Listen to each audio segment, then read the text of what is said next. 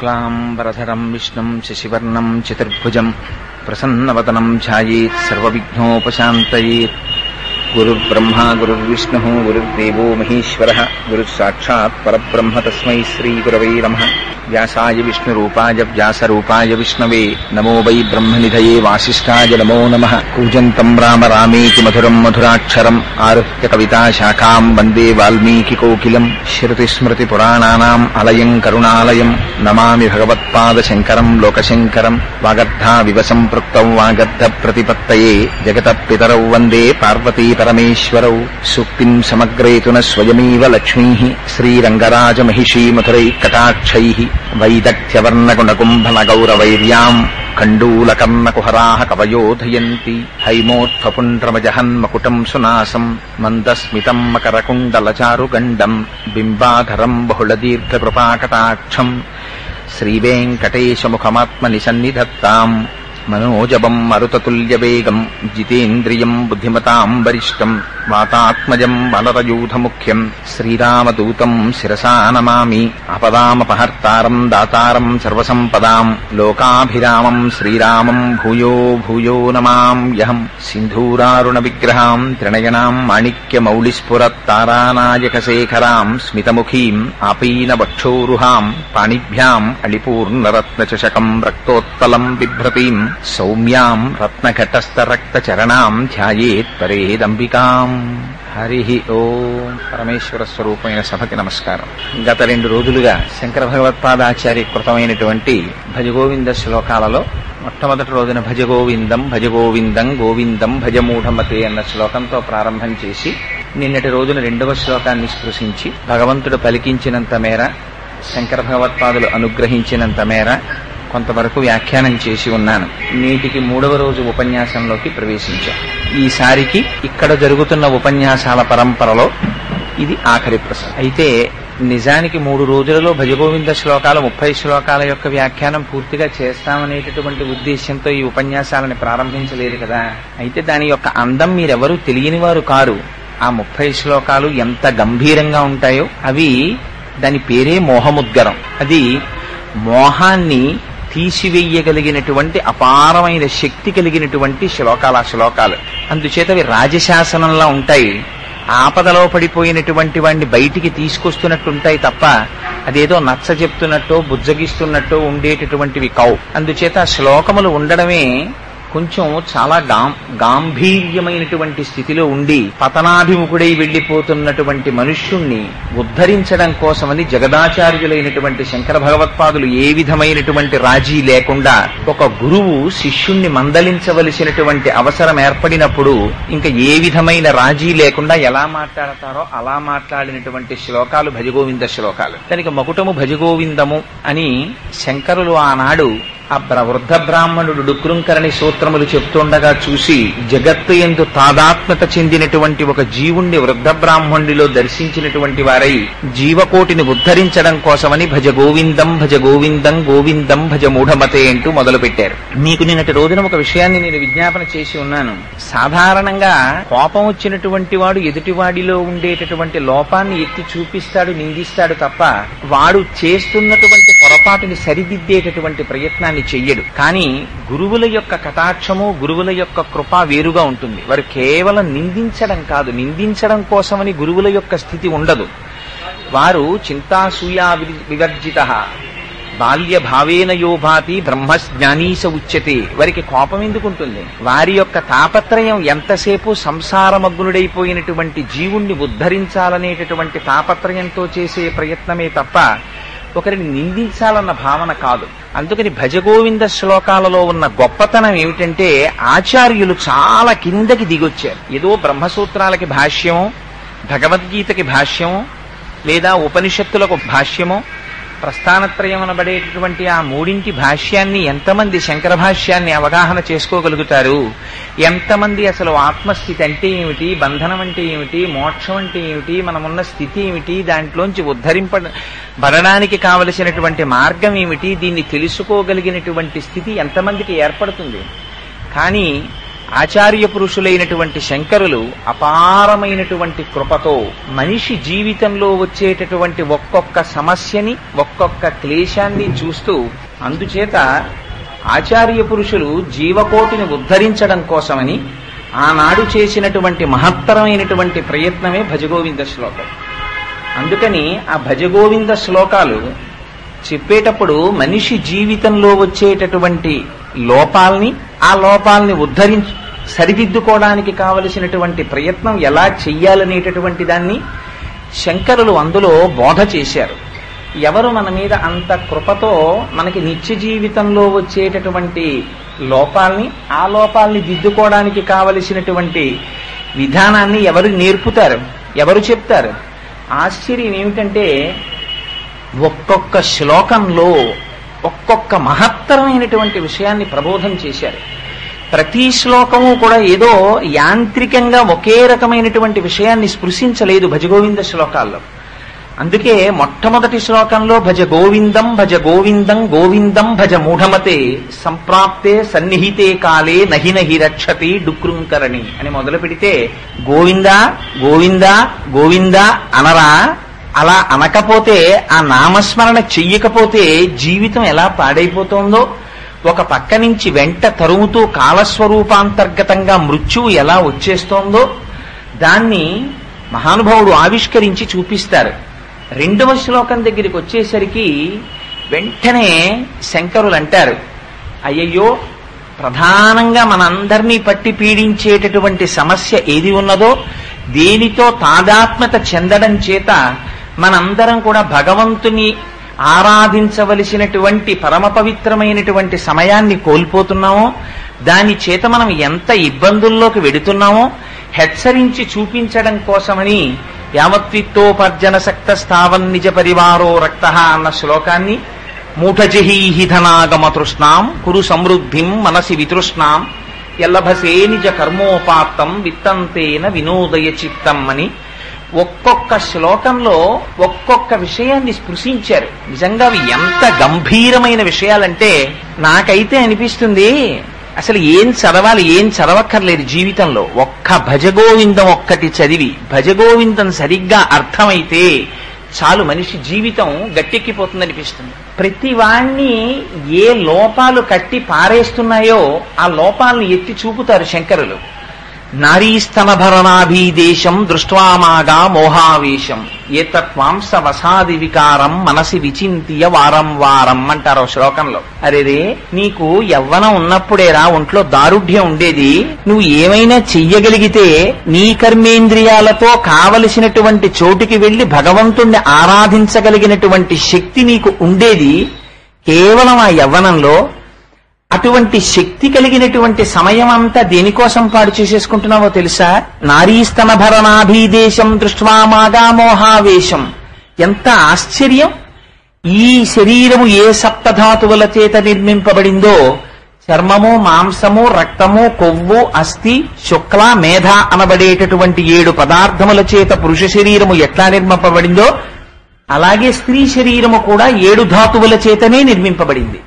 నిర్మింపబడినప్పటికీ ప్రతి ప్రాణికి ప్రత్యుత్పత్తి అనేటటువంటిది జరగాలి కనుక, ప్రాణికోటి యొక్క ఉత్పత్తి అలా నడవాలి కనుక ఒక గొప్ప స్థితిని భగవానుడు ఏర్పాటు చేసి ఉన్నాడు. అందుచేత ఉపాధులు స్త్రీ ఉపాధులు పురుష ఉపాధులు అని విడివడ్డాయి. అందులో పురుష ఉపాధి కన్నా స్త్రీ ఉపాధిలో కొద్ది తేడాలు వచ్చాయి. కేవలం 2 చోట్ల మాంసము కొవ్వు పైకి ఉబికై ఒక చోట లోపలికి వెళ్ళాయి. అంత మాత్రానికి నీ జీవితంలో బలం కలిగినటువంటి యవ్వన సమయాన్నంతటినీ వృధా చేసుకుంటున్నావురా. మనసి విచింతియ వారం వారం. ఒక్కసారి బాగా మనస్సులో ఆలోచించి చూడు. అంటే స్త్రీలను కించపరచాలని శంకర భగవత్పాదులు ఈ విషయం చెప్పలేదు. ఎందుచేతనంటే ఆకర్షణ కలిగినటువంటి వస్తువు కనుక పురుషుడు తన జీవితాన్ని గట్టెక్కించుకుని తాను చేయి పట్టుకున్నటువంటి స్త్రీని ధర్మపత్నిగా తనతో పాటు నడిపించి ఆవిడ జీవితాన్ని కూడా ఉద్ధరించవలసినటువంటి బాధ్యత ప్రధానంగా పురుషుడి మీద ఉన్నది కనుక ఆ పురుషుడు నడిచినటువంటి మార్గం చేత స్త్రీ జీవితంలో కూడా సుఖశాంతులు నిండుతాయి కనుక హెచ్చరికని పురుషుడి వైపు నుంచి చేశారు.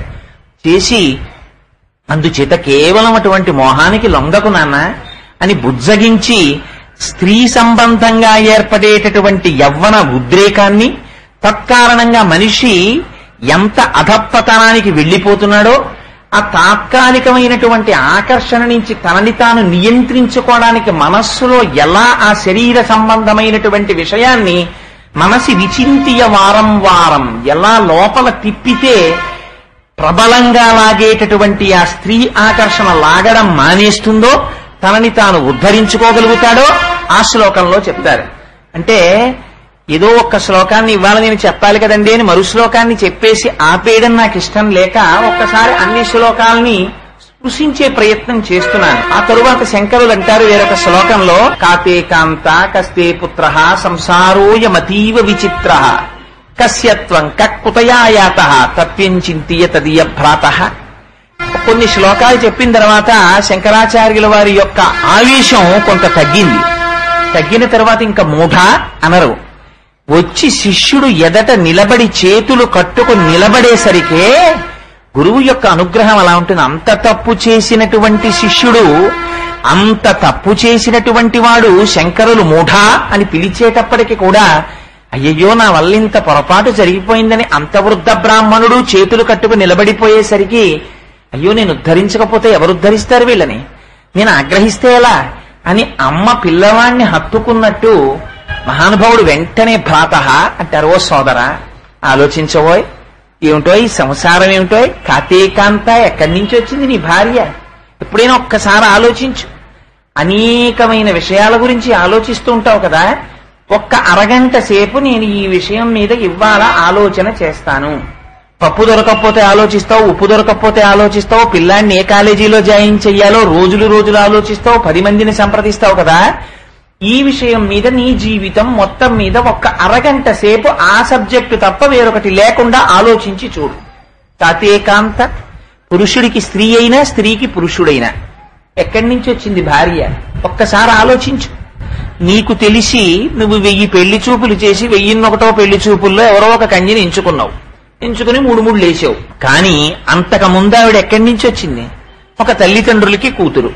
అంతకుముందు ఆ తల్లి గర్భంలోంచి వచ్చింది. అంతకుముందు అప్పుడు కూడా ఉండాలి కదా, ఉంటే కదా అమ్మ కడుపులోకి వెళ్ళింది. అమ్మ కడుపులో ఎన్ని కష్టాలు పడింది, అమ్మ కడుపులోంచి బయటికి ఎలా వచ్చింది, వచ్చి పెద్దది ఎలా అయింది, నీకు భార్యగా ఎలా వచ్చింది, నీకు భార్యని చేసినదెవరు, ఎంత త్యాగం చేసి ధర్మపత్నిగా నీ చెయ్యి పట్టుకుంది, దేనికోసం నువ్వు ఆమెని పాణిగ్రహణం చేశావు. కానీ నువ్వు చేస్తున్న పని ఏమిటి? ధర్మపత్నిగా నేను స్వీకరిస్తున్నానని చెప్పి స్వీకరించినటువంటి వాడివి ధర్మమునందు ఉపకరణముగా ఆమెని వాడుకుంటున్నావా, లేక కామపత్నిగా వాడుకుని నువ్వు పతనం చేసుకుని ఆవిడ్ని కూడా పతనం చేస్తున్నావా? ఎక్కడి నుంచి వచ్చింది నీ భార్య? భార్య భార్య అనబడేటటువంటి ఆ కాంత, కాతే కాంత కస్తే పుత్ర, నా కొడుకు నా కొడుకు, నా కూతురు నా కూతురని విర్రెక్కిపోతున్నావే. ఒక్కసారి ఆలోచించి చూడ, నా కొడుకని ఓ విశేషమైన మోహానికి గురైపోతున్నావు. ఆ కొడుకు ఎక్కడి నుంచి వచ్చాడు? ఆ కొడుకు అనబడేటటువంటి 7 ధాతువుల చేత నిర్మింపబడినటువంటి శరీరంలో ఒక్క ధాతువుని నువ్వు ఎప్పుడైనా తీసుకొచ్చి పెట్టావా? ఎప్పుడైనా నీ కొడుకు ఒంటి మీద ఉన్న చర్మం, ఓ గజం చర్మం తెచ్చి నువ్వు ఎప్పుడైనా పెట్టావా? 4 ఎముకలు తెచ్చి వాడి శరీరంలో పెట్టావా? 2 ఊపిరితిత్తుల్లో ఓ ఊపిరితిత్తు నువ్వు పెట్టావా? గుండెకున్న 4 కన్నాల్లో ఒక కన్నం నువ్వు పెట్టావా? వాడి శరీరంలో పోయబడినటువంటి కొన్ని లీటర్ల రక్తంలో ఒక చుక్క రక్తం నువ్వు ఎప్పుడైనా తీసుకెళ్లి పోసావా?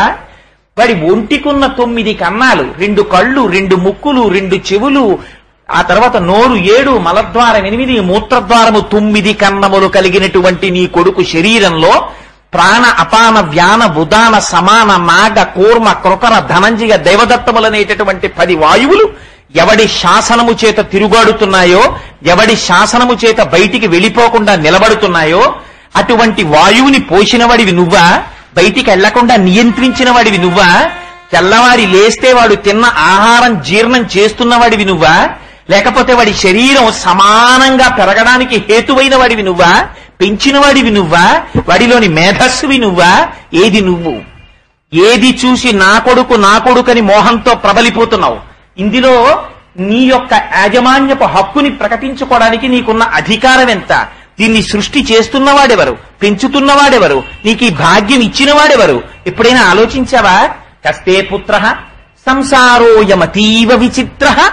నా సంసారం నా సంసారం అని చెప్పి ఆ సంసారం కోసం పట్టుకుని ఊరు వాడా తిరుగుతూ ఆ డబ్బట్టుకొచ్చానని, ఇది పట్టుకొచ్చానని, అది పట్టుకొచ్చానని సంసార మగ్గునుడవై బ్రతుకుతున్నావే. అంతకన్నా వేరొక వస్తువు ప్రపంచంలో లేదని అనుకుంటున్నావే. కానీ నీ సంసారమును నిలబెట్టిన వాడెవరు? ఎప్పుడైనా ఆలోచించావా? కస్తే పుత్ర సంసారోయమతీవ విచిత్ర. పోన్లేవయ్యా, ఇవన్నీ పక్కన పెట్టే. ఏమోనండి, వాళ్ళందరూ నాకు ఎలా తెలుసండి, మీరు వాళ్ళందరి గురించి నన్ను అడుగుతారేమిటి అంటావేమో. కస్యత్వం, నువ్వెవరు ఒక్కసారి చెప్పు. ఏవి ప్రశ్నలండి? ఆ ఒక్క శ్లోకం చాలదండి జీవితాన్ని మార్చేయడానికి. ఎవరు నువ్వు? ఎవరు నువ్వు అంటే ఏం చెప్తాం? కోటేశ్వరరావునండి అంటాం. ఈ నామకరణం చెయ్యక ముందు దీనికి కోటేశ్వరరావు అన్న పేరు ఎప్పుడో తల్లిదండ్రులు పెట్టారు ఒకనాడు. ఆ తల్లిదండ్రులు పేరు పెట్టక ముందు కూడా ఈ శరీరం ఉన్నదే. ఈ శరీరము దీని చేత ధరింపబడక ముందు కూడా ఇది ఉన్నదే. ధరింపబడిన శరీరము పడిపోయిన తర్వాత కూడా ఇది ఉంటుందే. ఆ వస్తువేది? అది ఎక్కడి నుంచి వచ్చింది? అది ఎప్పుడు ప్రవేశించింది? లోపల ఎలా ఉంది? ఎంత ఏడ్చింది? ఎలా బయటికొచ్చింది? ఎప్పుడైనా ఆలోచించావా? ఒక్కసారి వెనక్కెళ్ళు. వెనక్కెడితే నీకెంతవరకు జ్ఞాపకం? మహా ఉంటే నీ జ్ఞాపకం నువ్వు ఎల్కేజీ చదువుకుంటూ పలకలో ఆలు దిద్దుకోవడం వరకు నీకు జ్ఞాపకం ఉందేమో. కానీ ఆ వెనక నువ్వు పడ్డ కష్టాలు నీకేమైనా జ్ఞాపకం ఉన్నాయా? మలమూత్రంబులతో, మహాభయముతో, మాతృస్థనాపేక్షతో, చలమూర్ఖత్వముతో, సదాభ్రమతతో, చాంచల్య చిత్తంబుతో, బరువైనట్టి కప జ్వర గ్రహ మహాబాల్యామయ శ్రేణితో కలనైనంచమ చింతలేక చెడితిన్ కామ్యార్థినై శంకర. ఏ విధమైనటువంటి బాధ లేకుండా, ఏమీ తెలియకుండా, ఒక్కనాడు భగవంతుడి గురించి ఆలోచించకుండా తను విసర్జించుకున్నటువంటి మలమూత్రములలో తాను ఈగపడినట్టుగా పడి కొట్టుకున్నావే ఆ రోజున. ఆ రోజున నిన్ను రక్షించిన వాడెవర్రా? నీకు ఆకలేస్తే నీ చేత ఏడిపింపచేసిన వాడెవడ్రా? రవం చేయించిన వాడెవడ్రా? ఎప్పుడైనా ఆలోచించావా? కస్యత్వం కుతయాయాత. నువ్వు ఎక్కడి నుంచి వచ్చావు? నేను ఉపన్యాసానికి వచ్చానండి అంటావు. అసలు ఇక్కడికి ఎలా వచ్చావు ఈ లోకంలోకి? ఎప్పుడైనా ఆలోచించి ఒక్కసారి వెనక్కెళ్ళు. వెనక్కెళ్ళి నేను ఫలానా చోటు నుంచి ఇక్కడికి వచ్చాను అన్న మొట్టమొదటి నీ స్థానం ఏదో ఒక్కసారి ఆలోచించి నువ్వు చెప్పు. నీకు తెలియదే? మిగిలిన విషయాలన్నీ కనుక్కుంటున్నావే. ఇది ఎప్పుడైనా ఎవరినైనా పెద్దలను అడిగావా? అయ్యా నేను ఎక్కడి నుంచి వచ్చానండి, అసలు నేను ఎక్కడికి వెళ్ళిపోతానండి, మళ్ళీ ఎన్నాళ్ళు ఉంటాను ఈ భూమి మీద? ఎక్కడి నుంచి వచ్చావో నీకు తెలియదు, ఎన్నాళ్ళు ఉంటావో తెలియదు, ఎప్పుడు వెళ్ళిపోతావో తెలియదు. ఏమీ తెలియని వాడికి ఇంత ఆడంబరమా, ఇంత ఎగిరిగిరి పడ్డమా, నాకన్నీ తెలుసని గుండెలు బాదుకోవడమా? ఎంత అమాయకత్వం రనిది. కుతయాయాత తత్వంచింతియతదియభ్రాత. ఒక్కసారి ఆలోచించబోయ్ సోదరా. నలినీజలగత జలమతి తరళం తత్వజీవితమతి చయచపలం విద్ధిర్వ్యాధ్యభిమానగ్రస్తం లోకం శోకచ హంత సమస్తం. అరేరే, నీ జీవితం ఎంతసేపు ఉంటుందో నీకు తెలియదా? తామరాకు మీద నీటి బొట్టు ఎంత చంచలంగా ఉంటుందో, ఎంత తాత్కాలికంగా ఉంటుందో, ఎంత క్షణంలో జారిపోతుందో, అంత బుద్ధుతప్రాయమైనటువంటి జీవితాన్ని నువ్వు పొంది ఉన్నావా? ఈ జీవితంలో నువ్వు దేన్ని తెలుసుకోవాలో దాన్ని తెలుసుకోవడం మానేసి కేవలం శోకముతోటి, దుఃఖముతోటి, రోగములతోటి, తనవారితోటి ఏడుస్తూ కూర్చుని జీవితాన్ని గడిపేస్తున్నావా? నా దృష్టిలో ఈ లోకమంతా ఎప్పుడో చచ్చిపోయింది అసలు శోకంతో అన్నారు శంకరాచార్యులు వారు. ఎంతంత బాధతో వచ్చాయో చూడండి ఆ శ్లోకాలు. లోకం శోకచ హంత సమస్తం. తను ఆనంద స్వరూపుడు, తనకసలు శోకం అన్నది లేదు. లేని శోకాన్ని తెచ్చి పెట్టుకున్నాడు. పెట్టుకుని తను ఎప్పుడూ ఏడుస్తూ, ఏడుపే తన స్వరూపంగా బతుకుతున్నాడు. ఏడుపుగా ఉంటున్నాడు, ఏడుపుగా వెళ్ళిపోతున్నాడు, ఏడిపించి వస్తున్నాడు, ఏడిపించిపోతున్నాడు. ఎంత చిత్రం రా! ఈ లోకం అంతా ఏడుపే. ఏడుపు తప్ప నవ్వు నాకు కనపట్టలేదు. నవ్వినవాడు, ఆనందంగా ఉన్నవాడు, సుఖంగా ఉన్నవాడు, ఇది నా స్వరూపం అన్నవాడు నాకు కనపట్టలేదు. ఈ లోకం అంతా హంతమైపోయింది, చచ్చిపోయింది ఎప్పుడో శోకం చేతన్నారు. ఆచార్య పురుషులకి, జగద్గురువులకి ఎంత పరివేదన కలిగిందో చూడండి. ఏమిటో నీ వెంట వీళ్ళందరూ తిరుగుతున్నారు, నాకింత సర్కిల్ ఉందంటావు. దిక్కుమాలిన మాట, ఇంతకన్నా దరిద్రమైన మాట ప్రపంచంలో లేదురా. నీ గొప్పతనం, నీ ఈగో అంటుంటారు. నా అంత వాణ్ణి నేనని చెప్పుకోవడానికి వాడు చెప్పుకునే మొట్టమొదటి మాట ఏమిటో తెలుసా అండి? 3 చేత చెప్పుకుంటూ ఉంటాడు. ఏంటి? నాకింత డబ్బు ఉంది, నాకింత పరివారం ఉంది, నాకింత మంది తెలుసండి. ఎంతమంది వస్తూ ఉంటారనుకుంటారు మా ఇంటికి? లేచింది మొదలు వస్తూనే ఉంటారు. రాత్రి వరకు వస్తారు, ఫోన్లు ఎడతెరిపి లేకుండా వస్తాయి. ఇవన్నీ తన స్టేటస్ సింబల్ కింద చెప్తూ ఉంటాడు. శంకరాచార్యుల వారు వాత పెట్టారు వెనక నుంచి. ఒక్కసారి ఆలోచించి, ఉరే వయసి గతే కామ వికార, నీ ఒంట్లో వయస్సు అయిపోయిందా? కామ వికారం అన్నది ఇంకెక్కడుందిరా? ఒక్కసారి వయస్సు అయిపోయిన తర్వాత ఇంకా కామ వికారమే లేదు. వయసి గతే కామ వికార శుష్కే నీరే కక్కాసార, చెరువు ఎండిపోయిందా? ఇంకా ఏమండి ఇది చెరువండి అన్నారనుకోండి, నీళ్లు లేని దాన్ని చూపించి చెరువు అంటే ఒప్పుకుంటారా? ఒప్పుకోరు. క్షీణే విత్తే కప్పరివార, ఒక్కసారి నీ దగ్గరున్న డబ్బులు కానీ లేవు అన్నారా? నువ్వు ఆపదలో ఉన్నావని తెలిసిందా? ఇందులో ఎంతమంది ఫోన్లు చేసేవాళ్ళు ఉన్నారో, ఎంతమంది నీ ఇంటికి వచ్చేవాళ్ళు ఉన్నారో లెక్క బయటపడిపోతుందంటారు శంకరాచార్యుల వారు. క్షీణే విత్తే కప్పరివార జ్ఞాతే తత్వేక సంసార. ఈ విషయం నీకు అర్థమైపోయిందనుకో, నిజంగానండి మీరు ఆ శ్లోక వ్యాఖ్యానాన్ని చంద్రశేఖర పరమాచార్యుల వారి అమృత వాక్కుల వెంట ఒక్కసారి విన్నారనుకోండి, వెర్రి మంచు విడిపోయినట్టు విడిపోతుంది. ఏమిరా, తెల్లవారు లేస్తే మా అబ్బాయి మా అబ్బాయి మా అబ్బాయిని తిరుగుతాం, మా అమ్మాయి మా అమ్మాయి మా అమ్మాయిని తిరుగుతాం, మా అల్లుడు మా అల్లుడు మా అల్లుడని తిరుగుతాం, నా కోడలు నా కోడలు నా కోడలు అంటాడు, నా భార్య నా భార్య నా భార్య అంటాడు. శంకరాచార్యుల వారు బాగా కాల్చి అట్ల కాడా దానాన్న ఒక్కసారి చొక్కా ఎత్తు పైకని ఓ వాత పెట్టారు శ్లోకంలో భజగోవిందంలో. నేను అందుకే ఈ మాట చెప్తున్నాను, మహాప్రభు ఇవి నాకు వంటబట్టాయని కానీ, నేను జ్ఞానినని కానీ, నాకు తెలుసునని కానీ నేను చెప్పట్లేదు. యథార్థమునకు నేను ఈ మాటలు చెప్పుకుంటున్నది నా కోసం తప్ప మీకోసం కాదు. మద్విశిష్టాశ్చ తుల్యాశ్చ సంతి తత్ర వనౌక సహా మత్త ప్రత్యవర కశ్చిన్ నాస్తి సుగ్రీవ సన్నిధౌ అంటారు సుందరకాండలో హనుమ. నాతో సమానులున్నారు, నాకన్నా అధికులున్నారు, కానీ నాకన్నా తక్కువ వాళ్ళు ఎవరూ సుగ్రీవుడి దగ్గర లేరమ్మా అంటారు.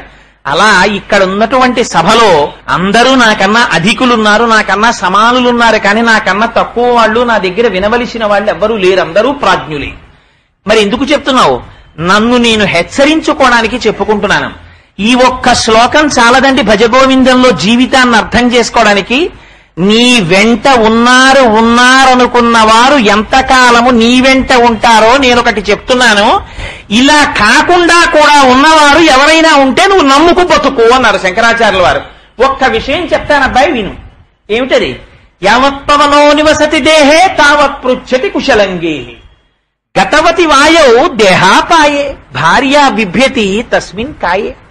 ఈ ఒక్క శ్లోకం వంట పట్టిందనుకోండి, మీరు పెద్ద సినిమా చూసినట్టే ప్రపంచాన్ని. ఎందుకని? వీడు యావత్పవనో నివసతి దేహే, నేను అన్నం తిన్నానండి అర్థం ఉంది, నేను మంచినీళ్లు తాగానండి కొంత అర్థం ఉంది, నేను ఆఫీస్కి వెళ్ళానండి కొంత అర్థం ఉంది, నేను ఊపిరి తీశానండి, అంతకన్నా పచ్చబద్ధం ప్రపంచంలో ఇంకోటి లేదు. ఏది నువ్వు చేస్తే? నిద్రపోతుండగా అన్నం తినలేవే, నిద్రపోతుండగా ఆఫీస్ ఫైలో రాయలేవే, నిద్రపోతుండగా ఊపిరి తీయడం మానేస్తున్నావా? తీస్తావు. నువ్వు చేసినదైతే నిద్రలో నువ్వెలా చేశావు? నిజంగా ఊపిరి తీయడం అన్నదే నువ్వు చేసినదైతే ప్రపంచంలో ఎవడైనా ఊపిరి ఆపేసుకుందాం అనుకున్నవాడు ఒక్కడిని నాకు చూపించండి. మంచాన పడిపోయినా సరే తన ఊపిరి ఆగిపోవాలని ఎవ్వడూ కోరుకోడు, బతకాలనే కోరుకుంటాడు. లేదా నిజంగా ఊపిరి ఆగిపోవాలని ఒకడు సంకల్పం చేశాడనుకోండి, ఆగిపోతుందా? అయ్యో పాపం ఇంతకాలం నుంచి ఉన్నావు లేవే, లోపలికి ఎడుతున్నావు బయటకు వస్తున్నావు, ఇంత అల్లరి పడుతున్నావు, ఏమిటో నాకు ఇంకా అన్ని కోరికలు తీరిపోయినట్టే ఉన్నాయి. కృతకమైన మాట, సాధారణంగా ఇది వింటూ ఉంటాం అక్కడక్కడ. ఏముందండి, నాకు అన్ని కోరికలు తీరిపోయి, నాకు అన్ని బాధ్యతలు తీరిపోయాయి, నాకే బాధ లేదు, ఇలా వెళ్ళిపోతే చాలు, ఇంకా నేనేం చెయ్యాలి అంటాడు. అనగానే పక్కలో నొప్పి వచ్చిందనుకోండి, ముందు అంబులెన్స్ కోసం కంగారు పడిపోయేవాడు వాడే. ఇక్కడంతా హడావిడంతా ఇక్కడ ఉంటుంది, పైకి చెప్పేది కృతకం. అందుకని శంకరులు అంటారు, ఈ ఊపిరి నువ్వు తీస్తున్నావా? ఓ ఊపిరి ఆగిపో అన్నావు అనుకో, ఆగిపోతుందా ఊపిరి? ఏం ఆగిపోదు, తిరుగుతూనే ఉంటుంది. ఎప్పుడు ఆగిపోతుంది? నువ్వు ఆపితే ఆగదు, నువ్వు తీయమంటే తీయదు. దానికి లెక్కలు పెట్టుకునేవాడు ఉన్నాడు, చిత్రంగా లోపల కూర్చుంటాడు, గుప్తంగా లెక్కలు కడుతూ ఉంటాడు. వాడికి తెలుసు ఎన్ని ఊపిరిలు వీడు తీయాలో. వాడు లోపల కూర్చుని లెక్కలు వేసుకుంటూ ఉంటాడు. లెక్కలు వేసుకుంటున్నప్పుడు ఎన్ని ఊపిరుల తర్వాత ఆపేయాలని అనుకున్నాడో అన్ని ఊపిరుల తరువాత నిర్దాక్షిణ్యంగా వాడు బయటికి దూకేస్తాడు కుర్చీలోంచి. దూకేశాడా అర్థంతరంగా సభ ఆగిపోయినట్టే. ఆ ఊపిరి ఆగిపోయిందా ఇప్పటి వరకు మా నాన్నగారు అన్నవాళ్ళు, మా మామయ్య గారు అన్నవాళ్ళు, మా ఆయన అన్నవాళ్ళు, మా అన్నయ్య గారు అన్నవాళ్ళు, మా గురువు గారు అన్నవాళ్ళు, వీళ్ళందరూ కలిసి తలో చెయ్యి వేసి లోపల ఉంటే ఏదో ఉపద్రవం వస్తుందని చక్కగా పట్టుకెళ్లి బయట పడుకోబెట్టేస్తారు. అరుగు మీద పడుకోబెట్టడం కూడా కొంచెం బాధాకరంగా అనిపిస్తే ఓపికంటే వేస్తారు షామియానా, లేకపోతే అది కూడా వెయ్యరు. ఓ గంటలో తీసుకెళ్లిపోవచ్చు ఎందుకు అనుకుంటే గేటు దాటించి బయట చాపేసి పడుకోబెట్టేస్తారు. అది కూడా పనికి మాలిన చాప ఏదైనా చింకి బొంతో ఉంటే అది తీసుకొస్తారు. ఆ టైంలో ఒకవేళ నిజంగా పనికొచ్చే చాప పట్టుకొస్తున్నా జాగ్రత్త పరుడోడు ఉంటాడు. ఎందుకు ఆ చాప పాడి చేయకండి అంటాడు. వాడు పాడైపోతుంది వాడి కింద వేస్తే వాడి దృష్టిలో. అందుకని పనికిరానిదోటి ఉంటుంది, ఇంకా పారయచ్చా వస్తువును, ఆ వస్తువుని వేసి పడుకోపెడతాడు. నీ బతుకది ఊపిరైపోతే. ఇది శంకరాచార్యుల వారి హెచ్చరిక. ఒక్కసారి పడుకోపెట్టిన తర్వాత మబ్బేసి విశేషమైన వర్షం కురుస్తుంటే అమ్మ చితి వెలగదమ్మా, ఇంకా ఈ శవాన్ని కాల్చడం కష్టం తల్లి, మీ వారిని ఇవాళ రాత్రి కూడా ఇప్పటికి 75 సంవత్సరాల నుంచి ప్రతిరోజు రాత్రి కౌగలించుకు పడుకుంటున్నావు కదా అమ్మా అంటే, స్త్రీలనే అన్నానని అనుకోకండి, స్త్రీలకి పురుషుడైనా పురుషుడికి స్త్రీ అయినా అంతే. భజగోవిందం దగ్గరికి వచ్చేటప్పటికి రాజీపడి మాట్లాడడం కుదిరే విషయం కాదు, ఉన్నదున్నట్టు మాట్లాడవలసింది, అది మోహముద్గరం. అందుకని అది రాజశాసనంలాగే ఉంటుంది. అమ్మా ఇవాళ ఒక్క రాత్రి కొంచెం మీ ఆయన అదే బెడ్ మీద బెడ్రూమ్ లో ఇద్దరు పడుకోండమ్మా, రేపు పొద్దున్న తీసుకెళ్లిపోతాం వచ్చి అన్నారనుకోండి. ఆవిడ ఏమంటుంది, ఓరి నీ మొహం ఇట్సా, మా ఆయన ఏమిట్రా ఎప్పుడో పోయాడు, ఉన్నదేమిటి తస్మిన్ కాయే, అది మా ఆయన శరీరం అంతే, కొడుకైనా అదే అంటాడు. మా నాన్నగారు పోయారండి అంటాడు. ఎవడైనా వచ్చి మాటలకి దిగాడు అనుకోండి, ఏట్రా మీ నాన్నగారు పోయారంటే, ఇదిగో ఇక్కడ ఉన్నారు కదా, పడుకున్నారు కదా చాప్ మీద, మీ నాన్నగారిని ఇంతకన్నా కొత్తగా నువ్వు ఏమైనా చూశావా, ఇది కాకుండా ఏదైనా చూశావా మీ నాన్నగారిని? అబ్బో నేను మీతో వాదించలేను కానండి, మా నాన్నగారి యొక్క శరీరం ఇది, మా నాన్నగారు కాదు, మా నాన్నగారు అని నేను పిలిచినవాడు, నేను నాన్నగారు అంటే పలికినవాడు, వాడు వెళ్ళిపోయాడు, నువ్వు చూశావా వెళ్ళడం?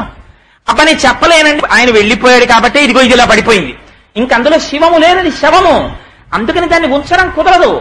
ఏ కొడుకు కాలు పొరపాటున తండ్రికి తగిలితే కళ్ళకద్దుకుని నమస్కారం చేశాడో ఆ కుమారుడు నిర్దాక్షిణ్యంగా బకెట్టుతో నీళ్లు తీసుకొచ్చి 95 ఏళ్లు వచ్చేయనివ్వండి, తండ్రి గడగడ వణికిపోతుండనివ్వండి, ఓ స్టూలు మీద కూర్చోబెట్టి మెల్లిగా గోరువెచ్చటి నీళ్లు నాన్నగారికి పోసి ఓ సబ్బుతో ఒళ్ళు రుద్ది మెత్తటి తువ్వాలతో తుడిచి ఓ పంచ మెల్లిగా కట్టి పడుకోబెడతాడు మంచంలో. ఆ ఊపిరి ఓసారి వెళ్ళిపోయింది అనుకోండి, పడుకోపెట్టి బిందితో తెచ్చి ఇక్కడి నుంచి కాళ్ళ నుంచి తల వరకు పోసేస్తారు. పోసేసి తుడుస్తారా? ఏం తుడవరు దాన్ని, పచ్చి యథార్థాలే చెప్పారు శంకరాచార్యులు వారు. అక్కడి నుంచి తీసుకెళ్లి కట్టెల మీద బారేసి గడ్డిలో బారేసి మార తెచ్చి కట్టి పట్టుకుపోతున్నారు. పట్టుకుపోతుంటే ఎవరెక్కడి వరకు వస్తున్నారు? ఎవ్వరూ రారు. విపరీతమైనటువంటి భయంతో జీవుడొక్కడే వెళ్ళిపోతున్నాడు. కొడుకు తీసుకొచ్చి దాన్ని కట్టెల్లో పారేసి వెళ్ళిపోతున్నాడు. నీ గౌరవం ఎక్కడుంది ఇప్పుడు చెప్పు, ఇది శంకరాచార్యుల వారి ప్రశ్న. నీ ఊపిరిలో ఉంది. నువ్వు ఊపిరి ఎంతసేపు తీస్తావో, ఊపిరి ఎలా విడిచిపెడతావో అంతకాలము నిన్ను పిలుస్తారు. బాగున్నారా అండి అంటారు. ఆ ఊపిరి నువ్వు ఆపుకున్నావా? నువ్వు ఆపుకోలేదు, వేరొకడు ఆపాడు. ఆ ఆపినవాడు ఎవడున్నాడో వాడు పరబ్రహ్మము. వాడికి నువ్వు బాధ్యుడవు, నువ్వు లెక్క చెప్పుకోవాలి. ఒకనాడు నౌకరికి 100 రూపాయలు ఇచ్చి మీరు కూరలు తెమ్మంటే అట్నుంచి వచ్చి కూరలు ఒకటి బుట్టక్కడ పెట్టేస్తే మీరేం ఒప్పుకోరు. అడుగుతారు, అబ్బాయి ఎంత అయిందిరా చిల్లరేదని అడుగుతారు. మీరు ఉపాధిని అడిగారు, ఇచ్చాడు పరమాత్మ. ఇట్నుంచి వెళ్ళిన తర్వాత ఏం చేశావని అడిగితే ఏం చెప్తారు? ఈ ఉపాధిని పట్టుకెళ్ళి ఏం చేశావు? సంసారమగ్నుడనై తిరిగాను తండ్రి. ఏది ఎంతమంది వచ్చారా నీతో? ఇంత సర్కిల్ ఉందని చెప్పావు కదా. కాయము వీడి జీవుడతి కంపిత చిత్తత నీగుచుండవో నాయనయంచు ఎచ్చు నిజ నందన నందినులైన కందోగిని భాష్పముల్ నలుక దుఃఖమహాంబుది చొచ్చు పత్నియున్ కాయము వీడి రారు కదా కర్మము పుణ్యము తపశంకరా. ఎవరొస్తారు? ఏడుస్తూ పెళ్ళం నించుంటుంది, శ్మశానానికి కొడుకొస్తాడు, మేడ మీద కూతురు నించుంటుంది. ఎవడ్రా నీతో వచ్చేది? పరమాత్మ ఒక్కడికి నువ్వు జవాబుదారి. ఆ ఊపిరి నీది కాదు. 1 కోటి రూపాయలు నీ దగ్గర ఉండొచ్చేమో, 1 కోటి మంది వైద్యుల్ని నువ్వు తెచ్చుకోగలవేమో, భగవంతుడి శాసనం లేకుండా ఇంకొక ఊపిరి నువ్వు తీయలేవు. జ్ఞాపకం పెట్టుకో. అందుకని ఆ ఊపిరి ఉన్నంత కాలం జాగ్రత్తగా భగవంతుడి సేవ మాత్రం మరువకు అని పండు ఒలిచి బిడ్డడి నోట్లో తల్లి పెట్టినట్టు మన బ్రతుకేమిటో మన అనుబంధాలేమిటో ఒక్కొక్క శ్లోకంలో విప్పేశారు శంకరాచార్యుల వారు. విప్పేసి మన కళ్ళకి కట్టినట్టు చూపిస్తుంటే నిజంగా భజగోవింద శ్లోకాలు ఒక్కటి వంట పట్టాయి అనుకోండి. అందుకని మీకు అందులో కొన్ని శ్లోకాల్ని మాత్రం విజ్ఞాపన చేసి చూపించాను. అందుకని దానికి మోహముద్గరం అన్నారు, ద్వాదశ మంజరీక స్తోత్రం అన్నారు. ఇలాంటి శ్లోకములు ఎవరు చెప్పగలరు? ఒక్కొక్క తత్వం గురించి, ఒక్కొక్క సమస్య గురించి, మన్ని పట్టి పీడించేటటువంటి విషయాల గురించి మహానుభావుడు తనదైన శైలిలో మళ్లీ అటువైపుకి ఎన్నడూ వ్యామోహం కలగకుండా అంత అద్భుతమైన రీతిలో ఆవిష్కరించారు. అయితే ఆచార్యుడు అన్నవాడు భయపట్టి వెళ్ళిపోకూడదు. చిట్ట చివర ధైర్యం చెప్పాలి. నాన్నా ఇవన్నీ ఉన్నాయి కానీ బెంగ పెట్టుకోకు, ఒకడున్నాడు, వాడిని పిలిస్తే చాలరా పరిగెత్తుకొస్తాడు. అందుకని వీటన్నిటికీ ఏమిటి పరిష్కారం? భజ గోవిందం భజ గోవిందం గోవిందం భజ మూఢమతే. అందుకని శంకరులు దాన్ని సంగీతంలో పాడుకోమని ఎన్నడూ చెప్పకపోయినా ఒక శ్లోకం పాడుకుంటే చరణంగా వెంటనే పల్లవిగా మళ్ళీ భజ గోవిందం గోవిందం భజ మూఢమతే అని మళ్ళీ పల్లవిగా తీసుకొచ్చి మొదటి శ్లోకాన్ని పాడేసుకుంటూ ఉంటారు. కారణం ఏమిటి? ఆ శ్లోకములలో ఉండేటటువంటి శక్తి అటువంటిది. ఎందుచేత నేను ఇవాళ ఈ శ్లోకములన్నింటి గురించి ఒక్కసారి విహంగ వీక్షణం కింద స్పృశించానంటే కేవలం 3 రోజుల ప్రసంగంగా మాత్రమే చేస్తున్నాం కనుక ఏదో తరువాతి శ్లోకం ఒక శ్లోకాన్ని నేను చెప్తున్నానండి అని ఆ శ్లోకం చెప్పేసి వెళ్ళిపోతే దానికి ఒక సమగ్రత ఏర్పడదు. కనుక పెద్దలు చేసినటువంటి అంత అద్భుతమైనటువంటి స్తోత్రాన్ని, అటువంటి శ్లోకాల్ని ఒక సమగ్రత లేని స్థితిలో విడిచిపెట్టడం మంచిది కాదు. కనుక ఆ భజగోవింద శ్లోకముల యొక్క స్థితిని ఒక్కసారి ఆవిష్కరించే ప్రయత్నం చేశాను. గురువులు చెప్పినటువంటి శ్లోకాలకి పొంగిపోయారు. వెనకాతల వస్తున్న 14 మంది శిష్యులు మళ్ళీ ఒక్కొక్క శిష్యుడు ఒక్కొక్క శ్లోకాన్ని చెప్పారు. చెప్తే 14 శిష్యులు చెప్పినటువంటి 14 శ్లోకాలతోటి చతుర్దశ మంజరీక స్తోత్రం వచ్చింది. మళ్ళీ ఈ 14, ఈ 12, 26 చిట్ట చివర శంకరాచార్యుల వారు ఆశీప్రసరంగా కొన్ని శ్లోకాలు చెప్పారు. దాంతో మోహముద్గరం పూర్తవుతుంది. సరే, ఇవాల్టి రోజున సరే సమస్యల గురించి మనం ప్రతిరోజు ఈ గత 2 రోజుల నుంచి చర్చించాం కనుక శంకరులు తనదైన శైలిలో ఒక అద్భుత పరిష్కారాన్ని ఒక దాన్ని చెప్తారు ఒక శ్లోకంలో. ఆ శ్లోకం నిజంగా అది చదువుతుంటే మనస్సు రమించిపోయి ఎంత ఆనందం కలుగుతుందో ఎవరు చెప్తారు రాయిలాగా. బాగా నిష్ణాతుడైనటువంటి లెక్కల మాస్టర్ ఉన్నారనుకోండి, ఎంతకీ తెమలనటువంటి లెక్క ఒకటి ఉందనుకోండి, మనం ఆ మాస్టర్ దగ్గరికి పట్టుకెళ్ళి మాస్టర్ ఇది ఎలాగండి అన్నాం అనుకోండి, ఇదేనన్నా ఏముందిరా ఇదిగో ఇలా చూడు అన్న లెక్క ఈక్వేషన్ ఎలా వెయ్యాలో వేసి ఇదిగో చూసా వచ్చేసింది ఆన్సర్ అని సమర్థుడైనటువంటి అధ్యాపకుడు చూపిస్తే ఇదే లెక్క ఎంత తేలిక అనిపిస్తుంది మనకి. అలా ఎక్కడ ఆత్మతత్వం, ఎక్కడ బ్రహ్మసూత్రాలు, ఎక్కడ ఉపనిషత్తులు, ఎక్కడి భాష్యాలు, ఇన్నింటినీ తీసుకొచ్చేసి ఎంత తేలికో తెలుసా నువ్వు గట్టెక్కేయడం. చూడు నేను ఎలా చెప్తానో నువ్వు జాగ్రత్తగా అది పాటించు చాలు అని పిల్లాన్ని, పైకి ఎక్కలేని పిల్లాన్ని తండ్రి ఏం చేస్తాడు? చెయ్యి పట్టుకుని ఒక్కొక్క మెట్టు పైకి ఎక్కిస్తాడు. అలా శంకరాచార్యులు వారు 4 మెట్లు ఎక్కించేశారు. ఎక్కించేసి చూడు ఇప్పుడు ఈ మెట్టు మీద నిలబడి చూడు ఎంత ఆనందంగా ఉందో నీకు అన్నారు. ఆ శ్లోకం నాకైతే అనిపిస్తుంది ఆ శ్లోకాన్ని అంత వేదాంత తత్వాన్ని అంత సులభంగా అలా చెప్పగలగడం ఒక్క శంకర భగవత్పాదులకు తప్ప అన్యులకి దుస్సాక్ష్యం. శంకరులు అంటారు ఆ శ్లోకంలో సత్సంగత్వే నిస్సంగత్వం, నిస్సంగత్వే నిర్మోహత్వం, నిర్మోహత్వే నిశ్చలతత్వం, నిశ్చలతత్వే జీవన్ముక్తి. ఇక్కడి వరకు మన జీవితాన్ని పట్టి పీడిస్తున్నటువంటి అనేక సమస్యల గురించి స్పృశించినటువంటి శంకర భగవత్పాదులు ఈ శ్లోకం దగ్గరికి వచ్చేసరికి అంటారు, దేన్ని పట్టుకుని పైకెక్కి ప్రశాంతమైన స్థితిని పొందాలో, మోక్ష స్థితిని పొందాలో, మనుష్య ఉపాధిలో ఉన్నావు కనుక నువ్వు మోక్షాన్ని పొందడానికి ప్రయత్నం చెయ్యాలి కనుక దానికోసమని ఆ మెట్లు ఎక్కిస్తారు. అందులో అంటారు, నాన్న మొట్టమొదట సత్సంగత్వే నిస్సంగత్వం. సత్తుతోటి సంగము కలిగిందా నిస్సంగం అయిపోతుందంట. అంటే మాటలు అందంగా ఉన్నాయనుకోండి, కానీ ఏమిటా అల్లరి అని అనిపించదు వెంటనే మనకి. సత్ అంటే ఎల్లకాలము ఉండేటటువంటిది, ఇవాళ ఉండి రేపు లేనిది అనేటటువంటి స్థితి లేని దానికి సత్ అని పేరు, తేలిక భాషలో చెప్పుకోవాలంటే. ఎప్పుడూ ఉండేటటువంటి పదార్థము సత్, ఎప్పుడూ ఉండకుండా మారిపోయేటటువంటిది జగత్తు. జాయతే గచ్చతే ఇది జగత్, వస్తుంటుంది వెళ్ళిపోతూ ఉంటుంది. ఇది అందుకని షడ్ వికారములకు లోనవుతూ ఉంటుందన్నారు. ఇది అందుకే 6 వికారముల గురించి చెప్తూ ఒకనాడు లేదా పదార్థం, ఆ లేనిది పుట్టినది, పుట్టినది ఉన్నది, ఉన్నది పెరిగినది, పెరిగినది మార్పు చెందినది, మార్పు చెందినది తరిగినది, తరిగినది నశించినది. మీకు తేలిగ్గా చెప్పాలంటే 1959వ సంవత్సరానికి ముందు కోటేశ్వరరావు అనబడేటటువంటి ఈ ఉపాధి లేదు. 1959 సంవత్సరంలో ఆ తల్లిదండ్రుల అనుగ్రహం, పరమేశ్వరానుగ్రహంగా ఒకనాడు ఈ శరీరం పుట్టింది. అంతకుముందు లేదుగా, లేని శరీరము పుట్టినది. అసలు ఈ పుట్టినది ఉండాలిగా, ఉన్నది, ఉన్నది అలాగే ఉండిపోయినా ఇంత పసిపిల్లల్లాగా పాలు తాగాను, పళ్ళు తిన్నాను, అన్నం తిన్నాను, బ్రహ్మాండంగా శరీరాన్ని పెంచాను. ప్రపంచంలో కనపడినవన్నీ తినేసి అన్నవికారం కింద పెంచాను శరీరాన్ని. అందుచేత పుట్టినది, ఉన్నది, పెరిగినది, మార్పు చెందినది. ఇలా ఉన్నది, ఇలా ఉండదు. జుట్టు తెల్లబడిపోవడం మొదలు పెడుతుంది, చేతులు వణకడం మొదలవుతాయి. అంతకుముందు కంటికి జోడు లేకుండా చూసిన వాడిని ఇప్పుడు కంటికి జోడు పెట్టుకుంటే కాని చదవలేని స్థితిని పొందుతాను. మార్పు చెందినది, మార్పు చెందినది తరిగినది. ఏమిటండి, 20 ఏళ్ల క్రితం కోటేశ్వరరావు గారిని చూస్తే తెత్తునుండేవాడు.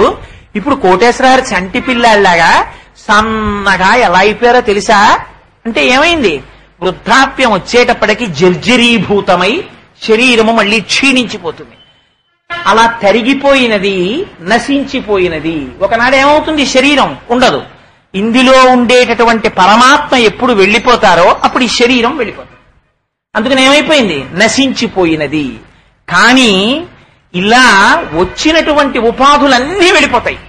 కానీ వెళ్లకుండా ఉండేటటువంటి ఒకటి ఆధారముగా ఉండకపోతే ఈ వెళ్లిపోయేవన్నీ ఉండడానికి అసలు అవకాశం లేదు. తెర కూడా కదులుతోందనుకోండి, సినిమా మీరెలా చూస్తారు? తెర కదలకపోతే కదలని తెర మీద కదిలే బొమ్మలు ఆడతాయి. ఇరుసు కదలకపోతే కదలని ఇరుసుని ఆధారం చేసుకుని చక్రములు కదిలి రథము నడుస్తుంది. అందుచేత ఎప్పుడు కదలని దాన్ని, మార్పు చెందని దాన్ని ఆధారం చేసుకుని మార్పు చెందుతున్నది వెడుతూ ఉంటుంది. అందుచేత మార్పు చెందనిది ఏది ఉన్నదో అది పరమాత్మ. అది ఎక్కడ ఉన్నది? అది ఇక్కడా ఉన్నది, అది ఎప్పుడూ ఉన్నది. ఆ ఉన్నది వదిలిపెట్టావు.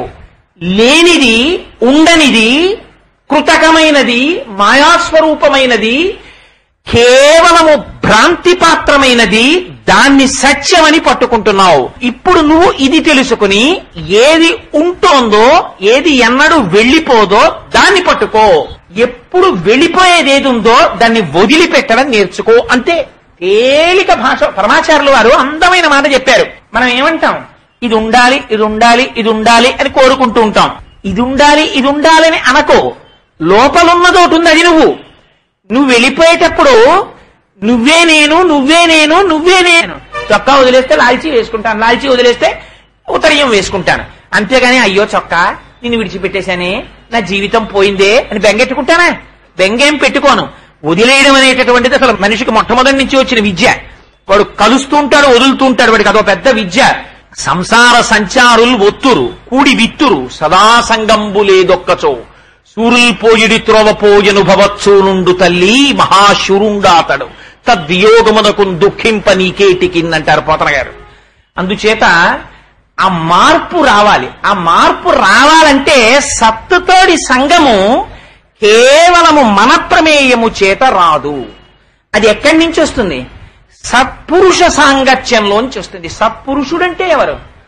సర్వకాలముల యందు భగవంతుణ్ణి స్మరిస్తూ సత్తుని తెలుసుకుని తాను కూడా సత్తుగా మారడానికి ప్రయత్నము చేసి ఆ భావనని పొందినవాడు, లేదా కనీసంలో కనీసం అంతటి మహాపురుషులు ఇవాళ ఎక్కడ దొరుకుతారండి అని మనం అనుకుని బెంగ పెట్టేసుకుని వెనక్కి పడిపోయి అలాంటి వాడు దొరకడు కాబట్టి ఇప్పుడు ఎలా ఉన్నామో అలాగే ఉండిపోతాం, గొడవ వదిలిపోతుందని బెంగ పెట్టేసుకోకుండా కనీసం భగవన్మార్గములో నడిచేటటువంటి వాడు అయితే ఇక్కడ రామకృష్ణ పరమహంస ఒక హెచ్చరిక చేస్తారు. భగవన్మార్గములో నడిచినట్టుగా కనపడిన వాడెల్లడూ భగవన్మార్గమునందు నడిచిన వాడు కాడు. దంభం అని ఒకటి ఉంటుంది, దిక్కుమాలిన దంభం. అది కొంగ దంభమునకు ప్రసిద్ధి. తెల్లగా ఉంటుంది, ఒంటికాలి మీద ఉంటుంది, నీళ్లలో కూర్చుంటుంది. చెంచువు దీటి పక్షముల జల్లున విచ్చి కుప్పించిన బంబుపై కెగసి రోషణ భీషణ భక్తుడై విజృంభించి గరు సమీరమున భిన్నములై తరులోలి కూలగా మించి బకాసురుండుడిసి పట్టెను సహిష్ఠుని చిన్ని కృష్ణుని అంటారు పోతర గారు. ఆ కొంగ జపం చేసుకుంటున్న దానిలా ఉంటుంది, కానీ దాని దృష్టి ఎప్పుడు చేపల్ని మింగడం మీద ఉంటుంది. రాబందు ఆకాశంలో ఎత్తుగా ఎగురుతుంటుంది, దృష్టి కుళ్ళిన శవాల మీద ఉంటుంది.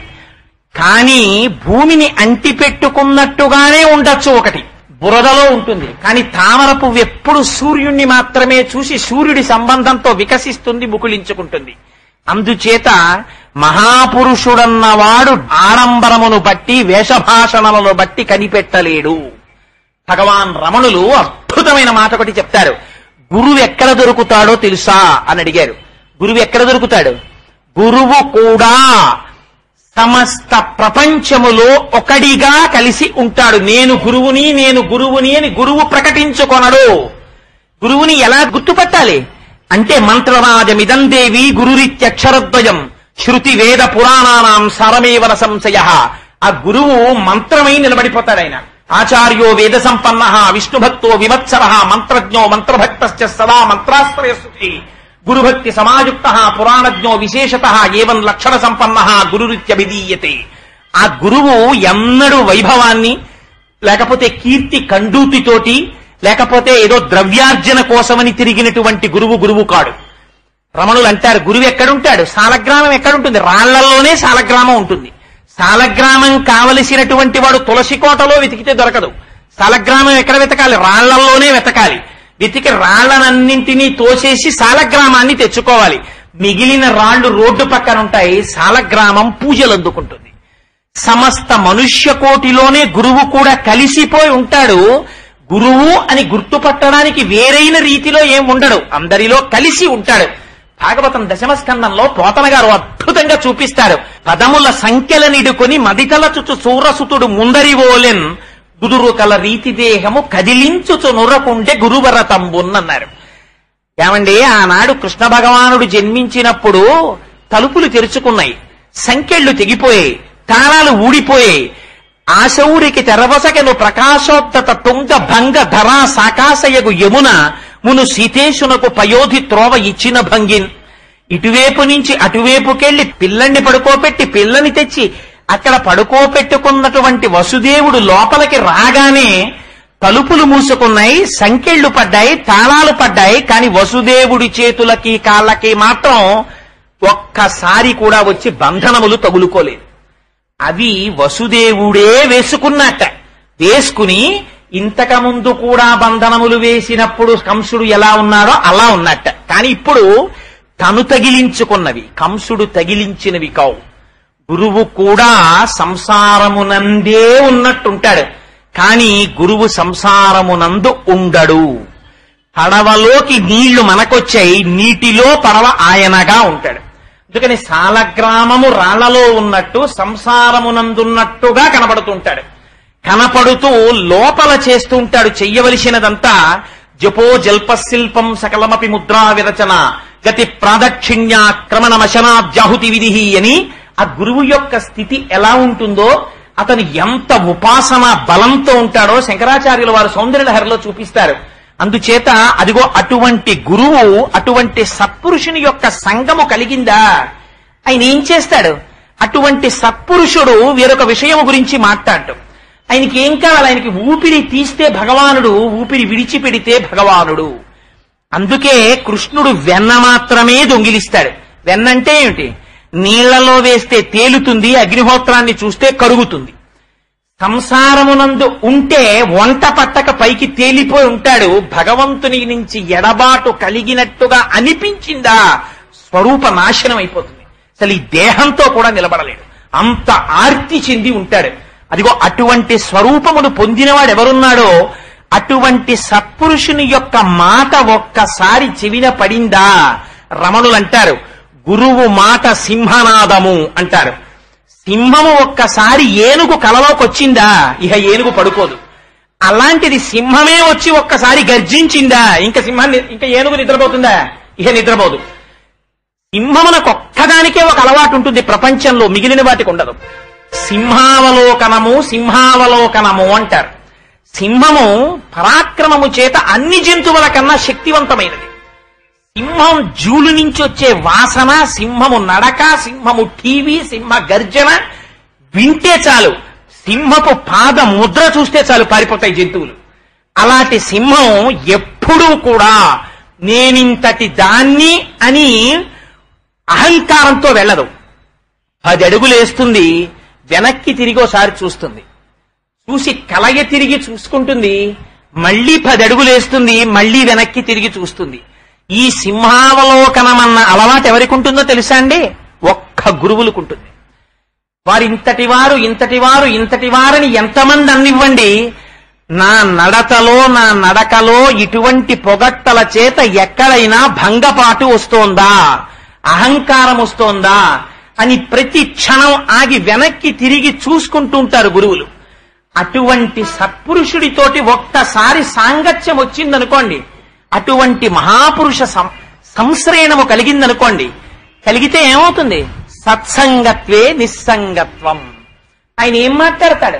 ఆయన ఎప్పుడు మాట్లాడినా ఆయన కేవలము మాట్లాడేది భగవత్ సంబంధమైన విషయమును మాత్రమే మాట్లాడతాడు.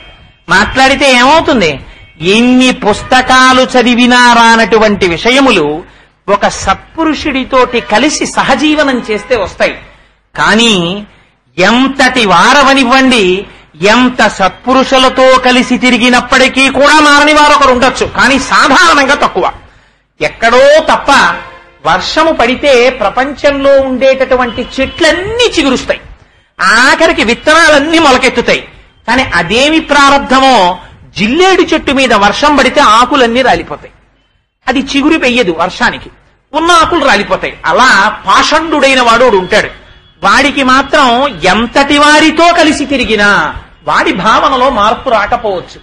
అటువంటి వారి దృష్టాంతములను తీసుకొచ్చి సాధారణ సిద్ధాంతంగా చెప్పి మారని వాళ్ళు ఉన్నారు కదండి అనడానికి వీల్లేదు. సాధారణంగా సత్పురుషుడితోటి సాంగత్యము చేత ఎంతటి వారు మారతారు. ఏమిటి సత్పురుషుడంటే ప్రధానమైనటువంటి లక్షణం ఎక్కడ చెప్పారో తెలుసా అండి? వారు దేనికి మాట్లాడని వాడు.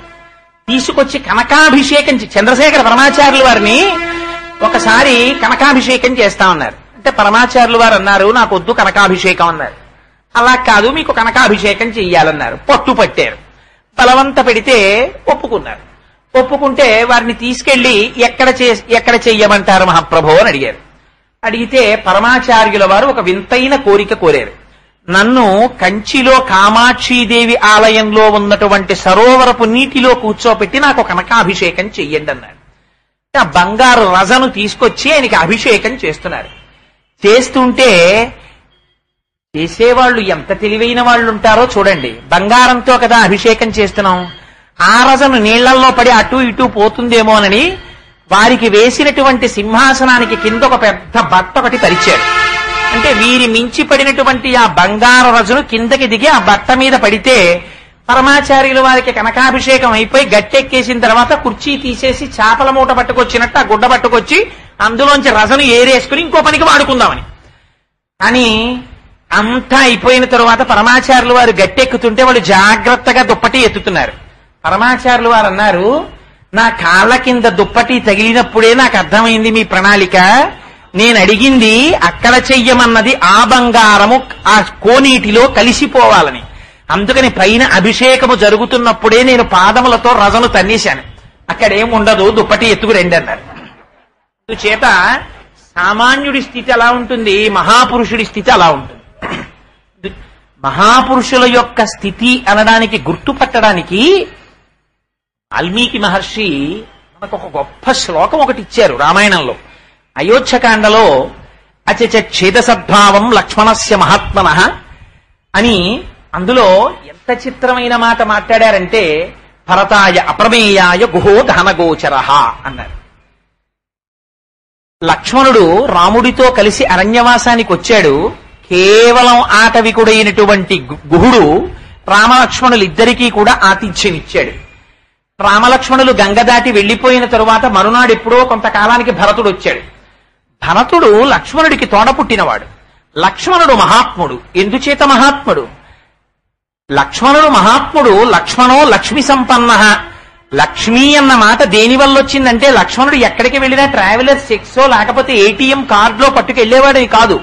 ఆయనకున్న లక్ష్మి నిరంతర కైంకర్య లక్ష్మి, భగవత్ సేవ చెయ్యడంలో ప్రధానమైనటువంటి లక్షణం కలిగిన వాడు.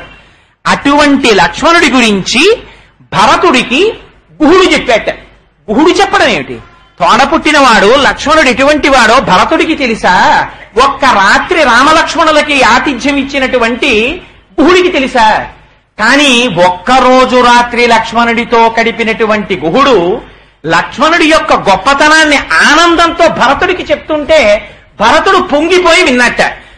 ఏమిటా శ్లోకంలో ఉన్నటువంటి రహస్యార్థం?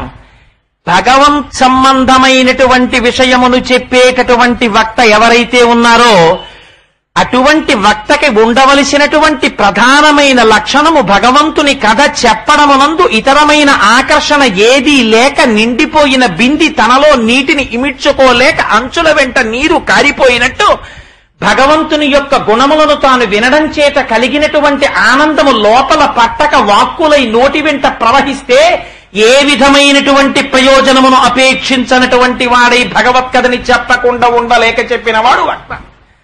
అరెరే మా స్వామి కథ చెప్తున్నారు, అది వినకుండా ఉండలేనని వచ్చి విని పొంగిపోయి దాంట్లో ఉన్నటువంటి లోపమును కూడా చూడకుండా చాలు చాలు నా స్వామి మాటలు ఇవాళ నా చెవిన పడ్డాయని పొంగిపోయి వెళ్ళిపోయిన వాడు శ్రోత. ఇటువంటి వక్త ఇటువంటి శ్రోత ఎక్కడ కలిశారో అది క్షేత్రము. అక్కడ భగవంతుడు పొంగిపోతాట. పొంగిపోయి భగవంతుడే వచ్చి కూర్చుంటే చూడండి రా, మీ అందరూ రామాయణం వింటున్నారు కదా, ఇదిగో వచ్చానని రాముడు వచ్చాడనుకోండి, నిజంగా అలాంటి వక్త అలాంటి శ్రోత కలిసిన చోట ఎలా ఉంటుందంటేట సభికులు లేచి రామ కాసేపు అలా కూర్చో, నీ కథ బాగుంది, ఏడు మధ్యలో లేచి రామ నేను వచ్చానంటావు అంటారట. రాముడే వచ్చినా విష్ణువే వచ్చినా శివుడే వచ్చినా ఆ కథకున్న గొప్పతనం ఆ స్వామి యందు కూడా ఉండదు, ఆ దర్శన ప్రీతి. ఇది అటువంటి వాడెవరున్నాడో అగ్నిహోత్రము వంటి తన వాక్కుల చేత అజ్ఞాన లంపటాన్ని విరమగలిగిన వాడెవరున్నాడో వాడు గురువు, వాడు సత్పురుషుడు. పరమహంస రామకృష్ణ పరమహంసే చెప్పాలి, ఉదాహరణలు చెప్పాలంటే మహానుభావుడు. ఆయన ఒక మాట చెప్తుండేవారు, నీ స్వస్వరూపాన్ని చూపిస్తాడంటారు కదా, ఎలా చూపిస్తాడు స్వస్వరూపాన్ని గురువు? నిజంగా పరమహంస వారి పాదములకు ఎన్ని మాటలు శిరస్సు పాటించి నమస్కరించినా రుణం తీరదు. ఎంత గొప్ప గొప్ప విషయాల్ని చిన్న కథల్లో చెప్పారండి మహానుభావుడు. ఒకనాడు ఒక పెద్ద పులి నిండు గర్భిణి అయి ఒక గొర్రెల మంద వెనకాతల ఒక గొర్రె పిల్లని పట్టుకోవడం కోసమని పరిగెత్తుకుంటూ వెళ్లి ఏటిని దాటబోతూ దూకబోయింది. దూకి గొర్రెని పట్టుకోపోయింది. కానీ ఏటిలో ఉన్నటువంటి ఒక బండరాతికి దాని కడుపు కొట్టుకోవడం చేత గర్భస్రావమై ఆ పులిపిల్ల బయటపడింది. పులి మరణించింది. కానీ ఈ పులిపిల్ల గొర్రెల మందలో కలిసిపోయి ఆ గొర్రెల మందతో పాటు తిరుగుతోంది. గొర్రెలు గడ్డి తింటున్నాయి, పులిపిల్ల కూడా గడ్డి తింటోంది. గొర్రెలన్నీ అరుస్తున్నాయి, పులిపిల్ల కూడా అరుస్తోంది. గొర్రెలన్నీ భయపడుతున్నాయి, పులిపిల్ల కూడా భయపడుతోంది. ఒకనాడు ఒక పెద్ద పులి ఈ గొర్రెల మంద మీదకి వేటకొచ్చి పరిగెత్తుకొస్తుంటే గొర్రెలన్నీ అరుస్తూ పరిగెడుతున్నాయి. ఈ పులి కూడా పరిగెడుతోంది. పెద్దదైంది అయినా పరిగెడుతోంది. ఎందుకని? గొర్రెలతో తిరిగింది, గొర్రెతనమే వచ్చింది, పరిగెడుతోంది.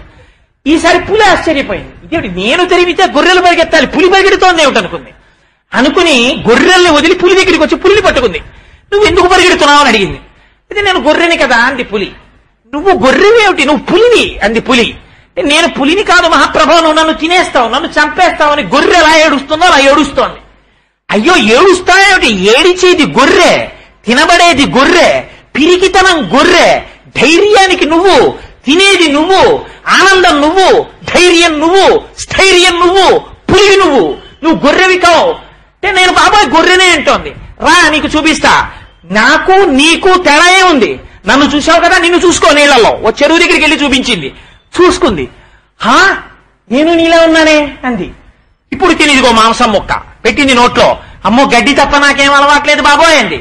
తినో, ఇది నీ జాతి లక్షణం. అబ్బో చాలా బాగుందండి. కాస్త నెత్తురు నోట్లో పోసింది. నాకెలా ఉంది? చాలా బాగుందండి. ఇంకా ఇప్పుడు పులి గొర్రె పులి పులైపోయింది. గొర్రె పులైందా? పులిగా తెలుసుకుందా? పులి తనని పులిగా తెలుసుకుంది. పులి గొర్రెగా భ్రాంతి పడింది. నువ్వు ఆత్మస్వరూపుడివి, నువ్వు జీవుడవని భ్రాంతి పడుతున్నావు. తత్వమసి అది నువ్వై ఉన్నావు. కానీ నీ భ్రాంతి చేత, నీ అవిద్య చేత, నీ అజ్ఞానము చేత, నీ పిరికితనం చేత నువ్వు నిన్ను జీవుడిగా చూసుకుంటున్నావు.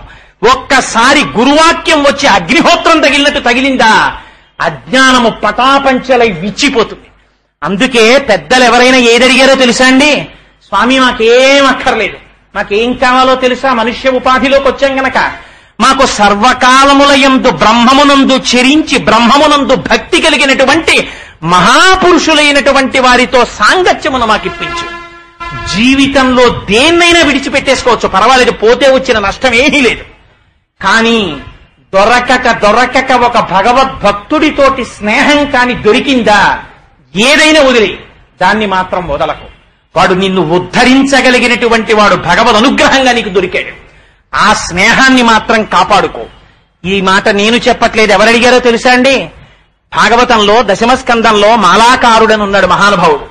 ఆ మాలాకారుడింటికి, సుదాముడింటికి భగవానుడు కృష్ణుడు బలరాముడితో కలిసి తనంత తానుగా వెళ్ళాడు. వెళ్ళి సుదామా నాకు పూలమాలలు ఇస్తావా అన్నాడు. చేసేది ఎవరికి సేవ చేస్తున్నాడు? కంసుడికి సేవ చేస్తున్నాడు. మాలలు అల్లేది ఎవరికి అల్లుతున్నాడు? కంసుడికి అల్లుతున్నాడు. ఉన్నది ఎవరి రాజ్యంలో ఉన్నాడు? కంసుడి రాజ్యంలో ఉన్నాడు. కానీ లోపలెవరిని ఆరాధిస్తున్నాడు? భగవానుణ్ణి ఆరాధిస్తున్నాడు. నువ్వు మనస్సుకి కట్టుబడి ఉండొచ్చు, సంసారమునందు ఉండొచ్చు, కానీ భగవంతుడికి నువ్వు నిజాయితీతో విధేయుడవై ఉండిన నాడు నీకు భయం ఎక్కడుంది? కృష్ణుడు వచ్చి కూర్చున్నాడు, నాకు తెలుసు నువ్వు పరాత్పరుడవు అన్నాడు. అని ఆయన మెడలో పుష్పహారములు వేసి ఆయన పాదముల మీద పుష్పములుంచి పొంగిపోయాడు. కృష్ణుడు అన్నాడు, సుదామా నీకేం కావాలో కోరుకో అన్నాడు. ఈ పద్యం పెద్దలైన వారు కూడా పూజలో కూడా విజ్ఞాపన చేసుకుంటారు. ఏమడిగాడో తెలుసా అంటే, మాలాకారుడు ఆ రోజున నాకు వంశమి, నాకు పిల్లల్ని, నాకు ఐశ్వర్యమి, నాకు 12 బంగళాలి, నాకు పెద్ద ఉద్యోగమి ఇవడగలేదు. నాకు కావలసింది ఏమిటో తెలుసా తండ్రి? నీ పాద కమల సేవయు నీ పాదార్చకులతోడి నియ్యం నితాంతాపార భూతదయయు తాపసమందార నాకు దయసేయగదే అని అడిగాడు.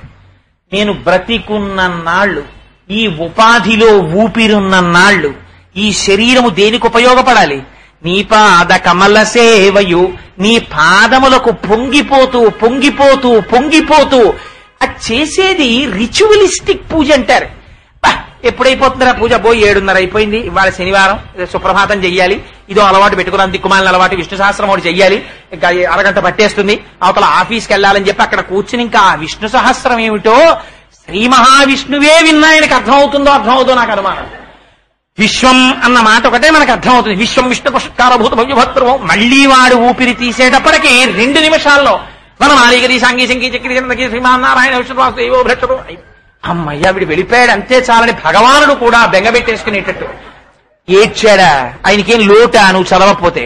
నువ్వు అందుకే పెద్దలు అన్నారు, నీకంత టైం లేకపోతే అలా నువ్వు కంగారు పడిపోయి అయ్యో సహస్రం చదివేశానని అలా దిక్కుమాలిన చదివేం చదివేక్కర్లేదు. నీకు అంత టైం లేకపోతే పెద్దలకి తెలుసు మన సంగతులు వాళ్ళకి.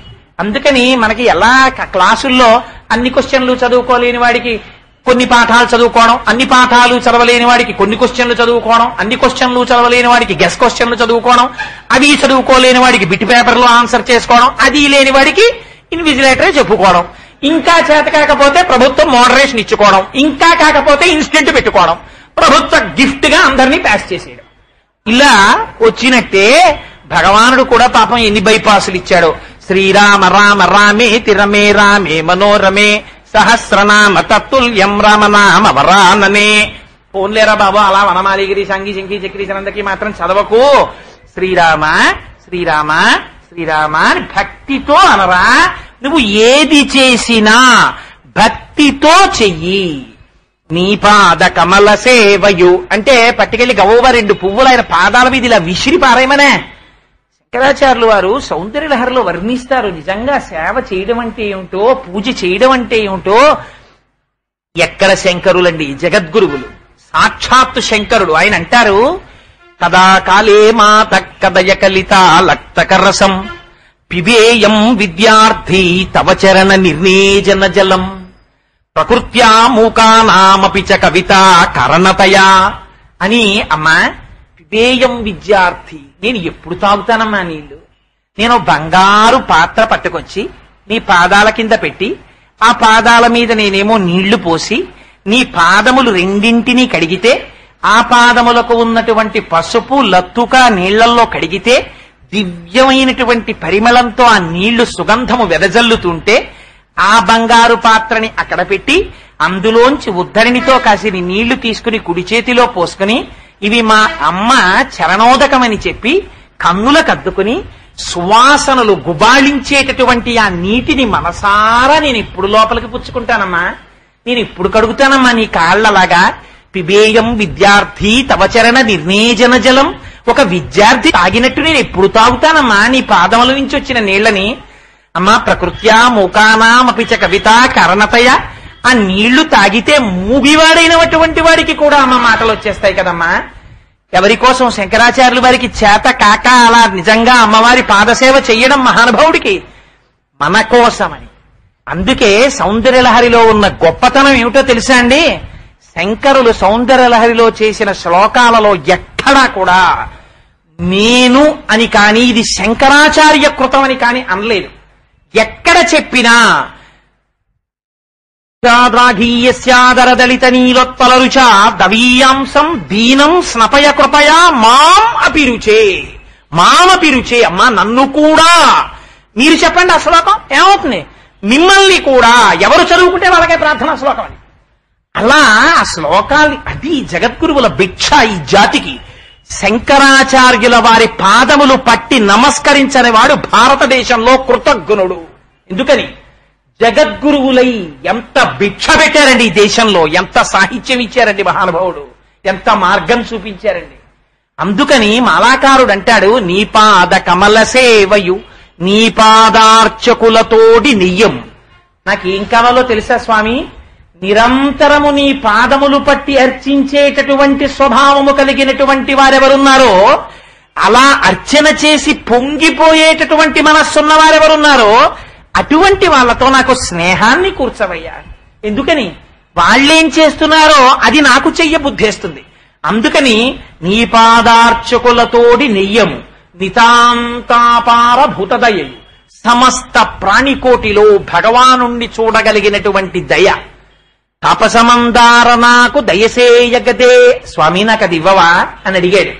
అందుకని శంకరులు అంటారు సత్సంగత్వే. కాబట్టి అటువంటి సత్పురుషులతోడి సంగము, సత్తుతోడి సంగము, అటువంటి వారి మాటలు వింటే ఏమవుతుంది? నిస్సంగత్వం, సంగము పోతుంది. దేనితో సంగము పోతుంది? ఇప్పటి వరకు దేనితో ఉందో అది పోతుంది. దేనితో పెట్టుకున్నావో దాంతో నిలబడుతుంది. దానితో పెట్టుకున్న సంబంధము ఉత్కృష్టమైన పదానికి తీసుకెడుతుంది. ఇప్పటి వరకు పెట్టుకున్న సంబంధము అధపాతాళానికి తీసుకెడుతుంది. ఇప్పటి వరకు దేంతో పెట్టుకున్నావు? జగత్తుతో పెట్టుకున్నావు. జగత్తుతో ఎలా పెట్టుకున్నావు? ఇంద్రియముల చేత పెట్టుకున్నావు. భగవాన్ రమణులకి రమణులే సాటి. అద్భుతమైన మాట ఒకటి చెప్తుండేవారు. అద్దె కొంపలో ఉన్నవాడిలా ఇంట్లోంచి బయలుదేరి ఉద్యోగానికి వెళ్ళిన వాడు సాయంకాలం ఇంటికి వచ్చినట్టు ఆఫీస్కి ఎందుకు వెళ్తాం? సాయంకాలం ఇంటికి వచ్చేయడానికి. అంతేగాని ఇంకా ఆఫీస్కి వెళ్ళిపోయి అలా ఉండిపోవడానికి వెళ్ళిపోతాం ఏంటి? అలా ఏం వెళ్ళిపోం. పెళ్లిలో కాశీకి వెళ్తున్నానని చెప్పేది కూడా అమ్మాయిని పెళ్లి చేసుకుని గృహస్థాశ్రమంలోకి వచ్చేయడానికే కదా ఇవాళ. అలా ఎక్కడికి వెళ్ళినా ఊరు వెళ్తాడు ఎందుకు వెళ్తాడు? పని చూసుకుని ఇంటికి వచ్చేయడానికి. ఆఫీస్కి వెళ్తాడు ఎందుకు వెళ్తాడు? ఇంటికి వచ్చేయడానికి. సినిమాకి ఎందుకు వెళ్తాడు? ఇంటికి వచ్చేయడానికి. ఎక్కడికి వెళ్ళినా ఎందుకు వెళ్తాడు? మళ్ళీ ఇంటికి వచ్చేయడానికి. అలా ఇంద్రియాలన్నీ ఏం చేస్తాయి? జాగృతిలో ఇంద్రియాలన్నీ లేస్తాయి. లేచి ఏం చేస్తాయి? జగత్తుతోడి సంబంధాన్ని పెట్టుకుంటాయి. సుఖాన్నితే సుఖాన్నితే సుఖాన్నితే అని మనస్సు ఒక్కొక్క ఇంద్రియాన్ని అడ్డు పెట్టుకుని రకరకాల సుఖాలను అడుగుతుంది. ఇవన్నీ గ్రామ్య సుఖాలు. కంటి చూపు చేత కొన్ని సుఖాల్ని కోరుకుని అనుభవిస్తుంది, విసుగెత్తుతుంది. ఈ ఇంద్రియాన్ని ఆపుతుంది కాసేపు. చెవితో కొన్ని సుఖాలను అనుభవిస్తుంది, విసుగెత్తుతుంది. వాసనతో కొన్ని సుఖాలను అనుభవిస్తుంది, విసుగెత్తుతుంది. నాలుకతో కొన్ని సుఖాలను అనుభవిస్తుంది, విసుగెత్తుతుంది. ఆ తరువాత స్పర్శేంద్రియంతో కొన్ని సుఖాలను అనుభవిస్తుంది, విసుగెత్తుతుంది. మారుస్తుంది. ఇంద్రియాలతో ఉండేటటువంటి సుఖాల్ని మార్చుకుంటూ ఉంటుంది.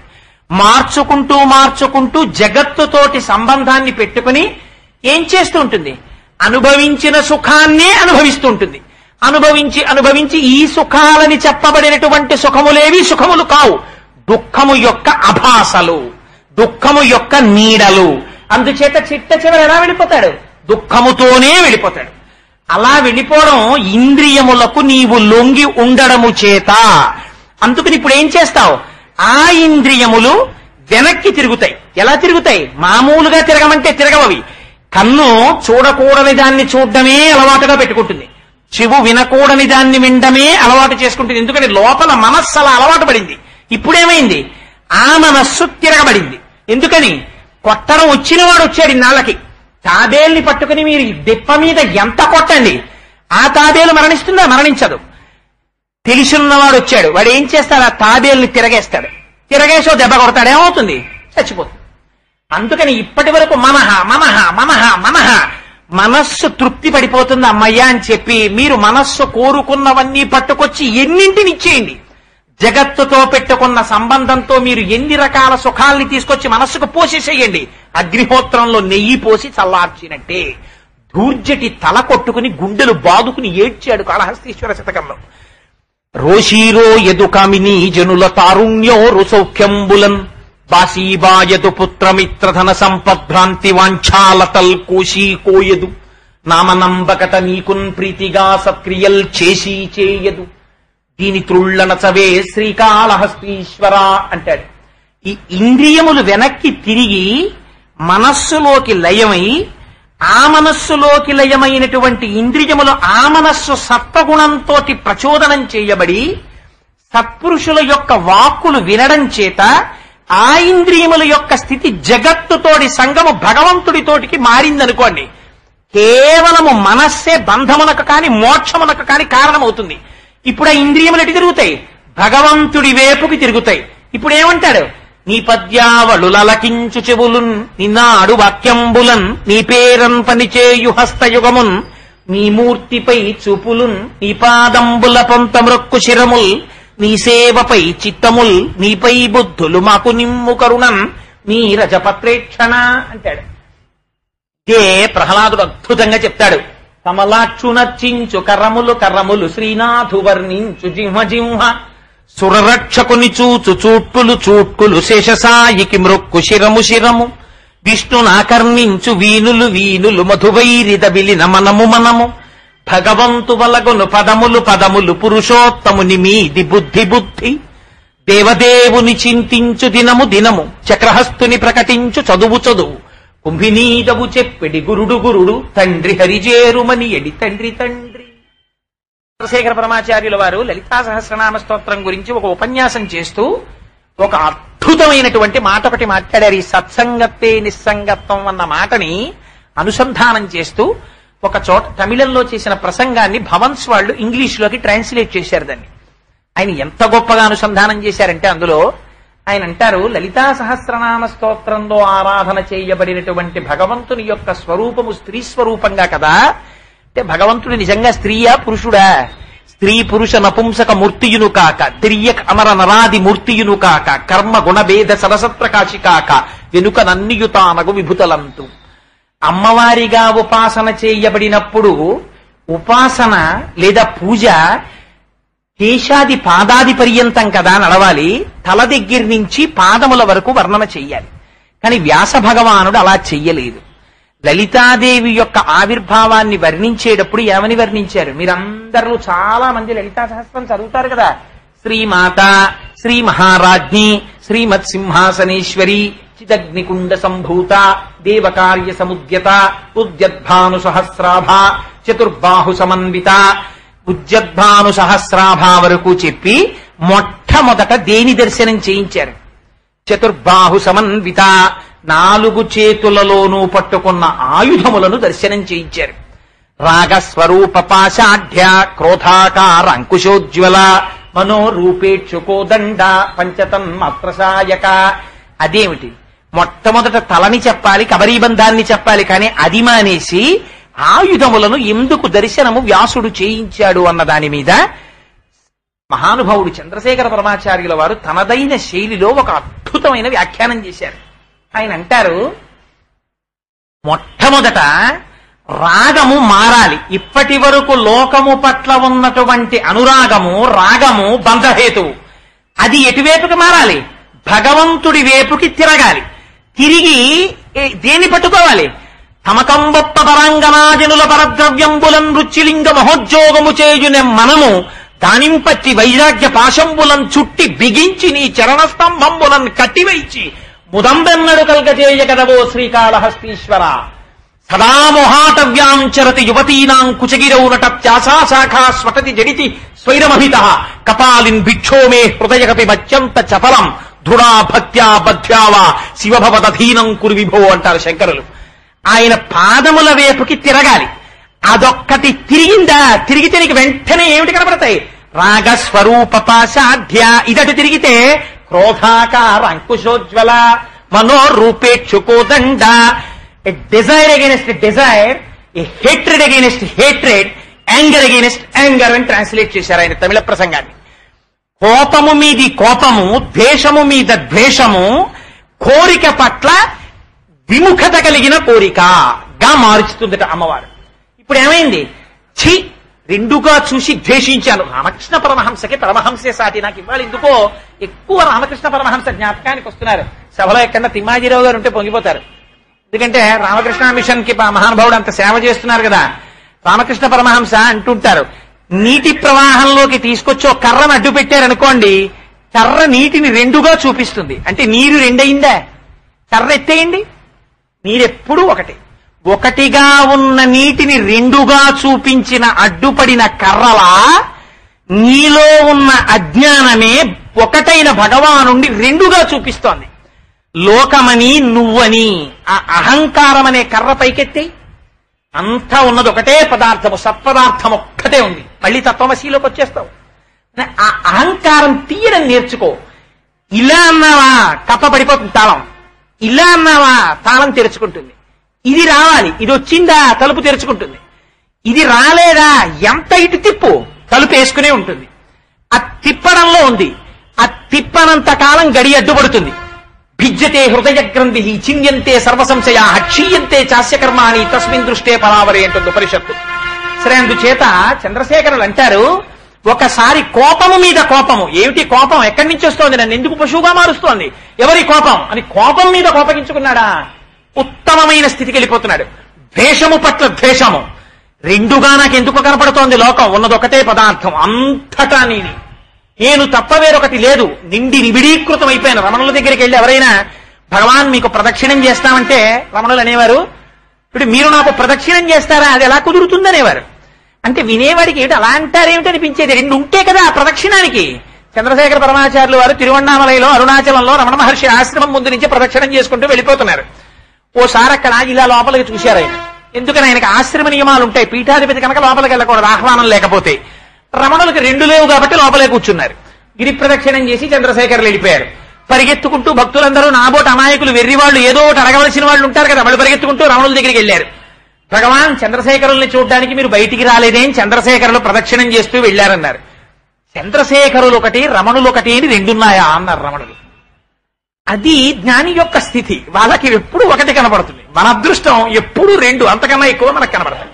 అందుచేత పరమాచార్యులు వారు అంటారు, ఎప్పుడైతే ఒకసారి కోపము పట్ల కోపము, ద్వేషము మీద ద్వేషము కలిగాయో అప్పుడు ఏమవుతుంది? గోడింగ్ అంటారు. అంకుశం పట్టుకుని నిరంతరం చూసుకుంటుంటాడు. ఇది అమ్మవారి చేతిలో అంకుశం. ఎప్పుడు తన భక్తుడి యొక్క ప్రవర్తన కోపము, క్రోధము, లోభము, మదము, మోహము, మాత్సర్యముకు లొంగకుండా అంకుశంతో చూస్తుంటుంది ఆవిడ. చూస్తుంటే ఏమవుతుంది? భవానిత్వం. వాడు మళ్ళీ అమ్మవారి కిందే మారిపోతాడు. అలా అందుకని ఏం చెయ్యాలి? దీనికోసమని నీ ఇంద్రియములను అమ్మవారి దగ్గర పెట్టేయాలన్నారు పరమాచార్యుల వారు. అదే పంచతన్మాత్ర శాయక. సరే, ఇప్పుడు నేనది లోతుగా వ్యాఖ్యానంలోకి వెళితే భజగోవిందం ఆపి మళ్ళీ నేను అందులోకి వెళ్ళిపోతే ఆఖరి రోజు ప్రసంగం కూడా మళ్ళీ దీన్ని నేను ఎక్కడ సశేషం చేస్తాను. అందుకని సరే అలా మార్చినట్లు. అందుకని ఏమైంది? సత్సంగత్వే నిస్సంగత్వం. ఇప్పుడు ఏమైంది? జగత్తుతోడి సంగము పోయింది. పోయి దేనితో సంఘం ఉంది? లోపల ఎప్పుడూ ఉంటే పదార్థము తోడి సంగం ఏర్పడింది. ఎప్పుడైతే దానితో సంగం వచ్చిందో నిస్సంగత్వే నిర్మోహత్వం. ఇప్పటి వరకు ఏదుంది? అజ్ఞానం ఉంది. ఇది వ్యాఖ్యానంలో కూడా ఒక అందమైన మాట అన్నారు.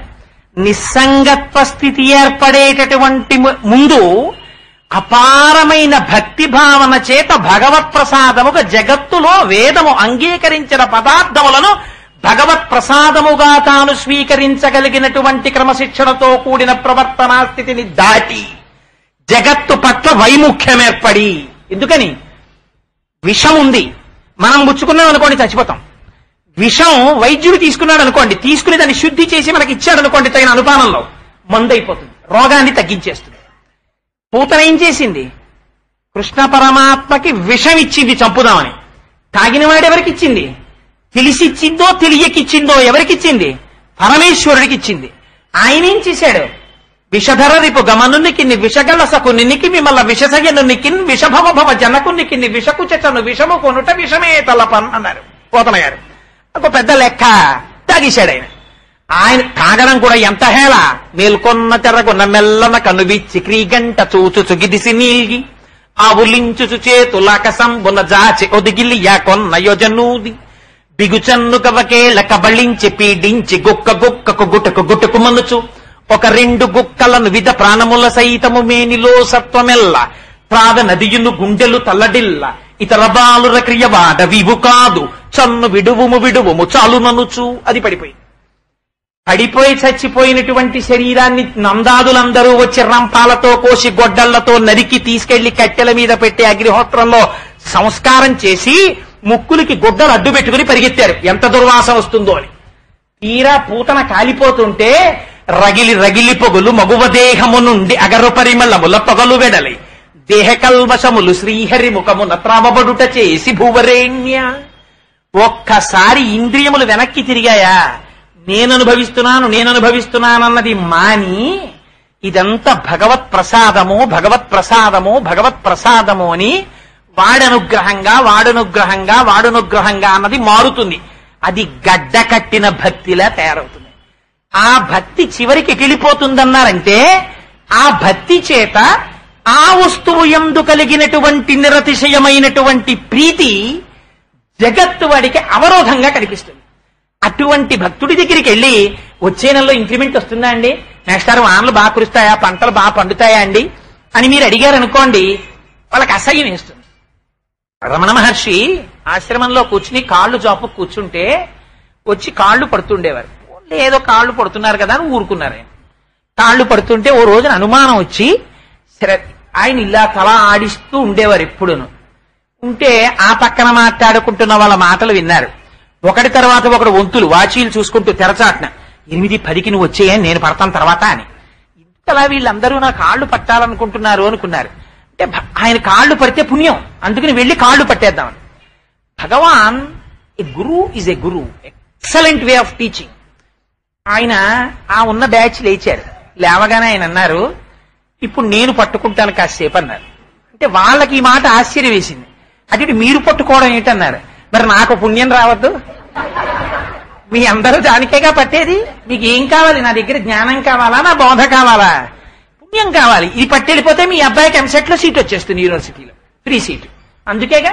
అంతేగాని రమణుల జీవితం ఏమిటి, రమణుల దగ్గర నుంచి ఏం తెలుసుకుందామని కాదుగా.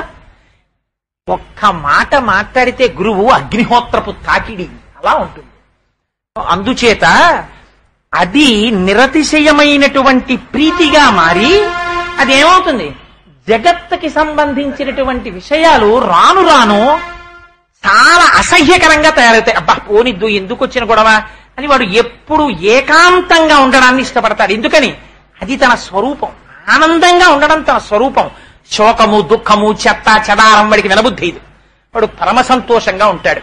సరే, నేను ఈ శ్లోకాన్ని దాటకపోతే చాలా కష్టంగా ఉండేట్టుంది వాడి. అందుకని సత్సంగత్వే నిస్సంగత్వం, నిస్సంగత్వే నిర్మోహత్వం. సో ఎందుకు చెప్పానంటే, తెలిసి ఇచ్చినా తెలియకిచ్చినా పూతన పాలిస్తే ఏమైంది? అక్కడ ఎంత గొప్ప పద్యం వేశారో తెలుసా అండి పోతన గారు. హరిగని చందులు కుడిపెడు తరుణుల పాపించు పదము తలతం వశమే హరియారగించటకు పాల్ కురిషడి ధేనువులు ముక్తి కొసల చెరించున్నన్నారు. నిజంగా పూతన పాలిచ్చింది అమ్మలా ఇద్దామని ఇవ్వలేదు, చంపుదామని ఇచ్చింది. ఇచ్చినా కూడా పాలు ఇచ్చింది పరమాత్మకి కనుక ఏ స్థితిని పొందేసింది? మోక్షాన్నే పొందేసింది. చంపుదామని ఇచ్చింది పరమాత్మకి. నువ్వు తను తిందామన్న భావనతో మొట్టమొదట పెట్టుకున్న దాన్ని ఒక్కసారి భగవంతుడికి చూపించే ప్రసాదంగా తిందామన్న బుద్ధితో మొదలు పెట్టినా కూడా దానిలోకి అమృతత్వం చేరి తీరుతుంది. ఆ ప్రసాద బుద్ధితో నువ్వు జగత్తుని అనుభవించడం ప్రారంభించగానే అది దేనికి తీసుకెళ్తుంది? చిట్ట చివర నిస్సంగత్వం. నిస్సంగత్వే నిర్మోహత్వం. నిర్మోహత్వం అంటే అజ్ఞానము పటాపంచలైపోవడమే. తేలిక మాటలో చెప్పాలంటే మోహం అంటే ఏమిటి? అన్ని అధ్యాయాల భగవద్గీత వినేసిన తర్వాత కృష్ణుడు అడిగాడు, అబ్బాయి ఇంత భగవద్గీత విన్నావు కదా, నీకేమర్థమైంది అన్నాడు. నష్టో మోహ స్మృతిర్లబ్ధ అన్నాడు అర్జునుడు. నా మోహం పోయింది, నాకు స్మృతి కలిగింది అన్నాడు. అంటే ఇప్పటి వరకు దేనిని సత్యమని తాను గుర్తెరగాలో దాన్ని అసత్యం అనుకున్నాడు, ఏది అసత్యమో దాన్ని సత్యం అనుకున్నాడు.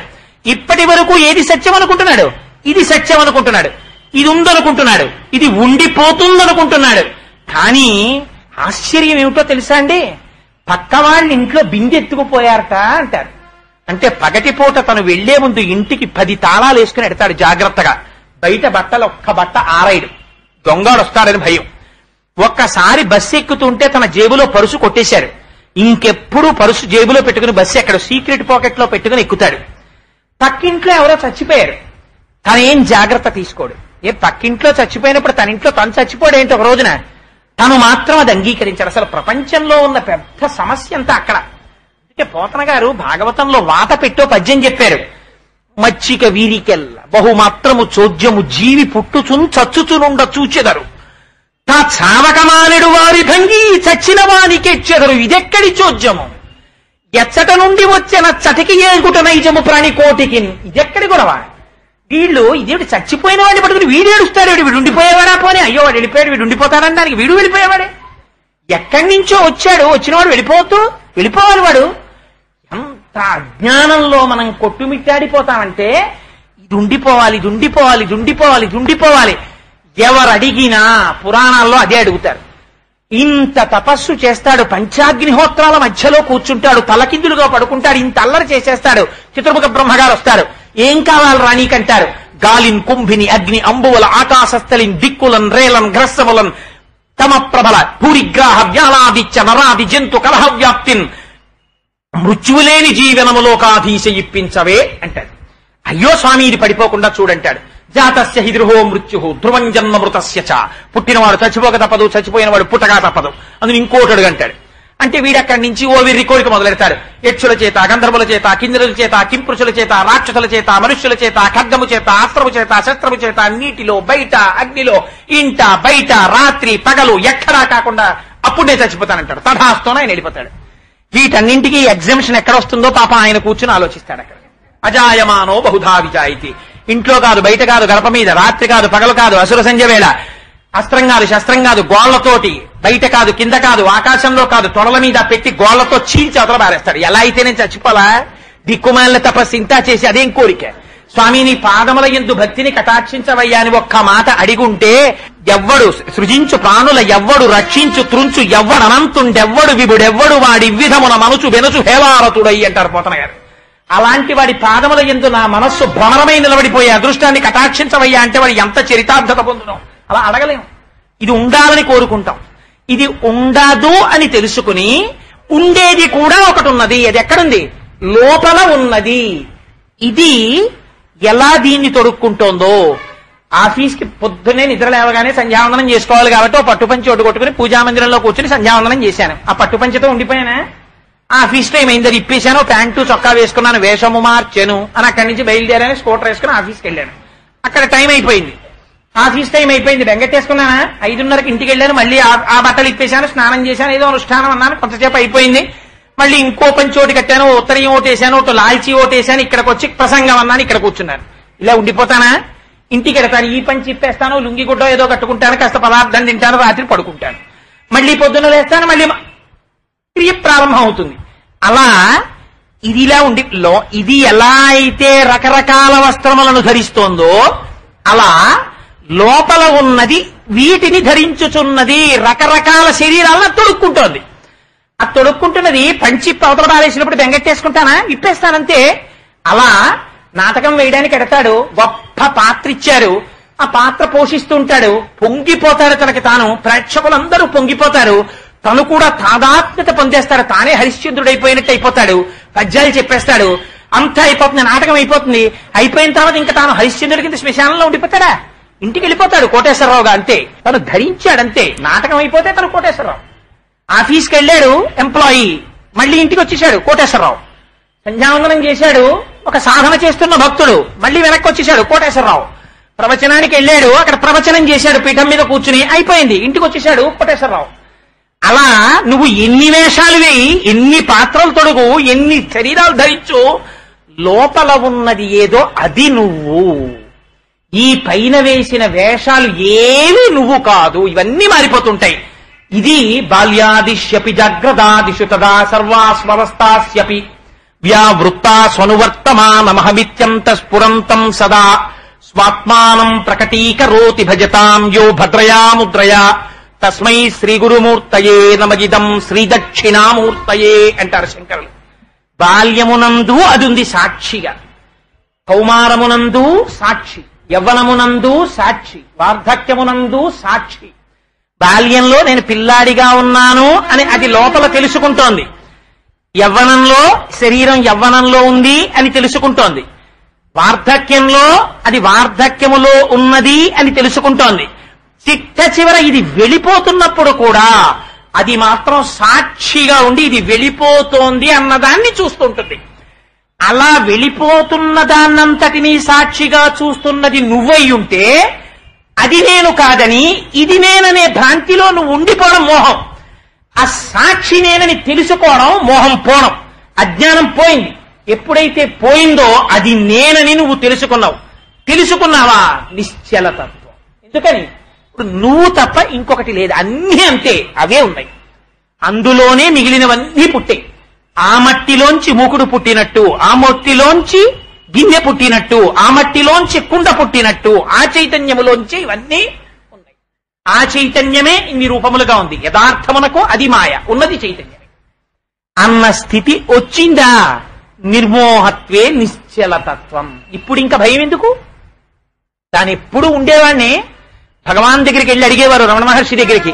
ఆయనకి సర్కోమా వచ్చింది, చేతి మీద పుండు పుట్టింది. అదొక విచిత్రమైన వ్యాధి. ఆ సర్కోమా గురించి రమణ మహర్షి జీవితంలో రాస్తూ ఒక మాట రాశారు. ప్రపంచంలో ఉండేటటువంటి దారుణాతి దారుణమైనటువంటి నొప్పిని తీసుకొచ్చి ఒక చోట పోత పోస్తే దాని పేరు సర్కోమా. అంత బాధ పెట్టేస్తుంది. మనకి చిన్న వేలు నెప్పెట్టింది అనుకోండి, మనం ఎలాగండి, పూజ ఎలా కుదురుతుందండి, ఆచమనం ఎలా చేస్తామండి, వేలు నొప్పి కదా, అన్నం ఎలా తింటామండి, వేలు నొప్పి కదా, ఆఫీస్కి ఎలా వెళ్తామండి, వేలు నొప్పి కదా, అన్నింటికీ ఆ వేలుతో తాదాత్మ్యత చెందేస్తాం. రమణుల గొప్పతనం ఏమిటో తెలుసా అండి? అది నిశ్చలతత్వం అంటే. ఆయన ఇంత సర్కోమా పుట్టి రక్తం ఇలా కారిపోతుండేది. ఆ చెడు రక్తం తాగడం కోసమని జలగల్ని తీసుకొచ్చి కరిపించారు. కరిపిస్తే ఆ జలగలు నెత్తురు తాగేసాయి. తాగేసి ఊడి రావట్లేదు.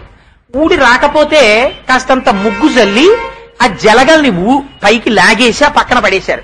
పడేస్తే నెత్తురు తాగేయేమో ఆ జలగలు అలా పడుకున్నాయి.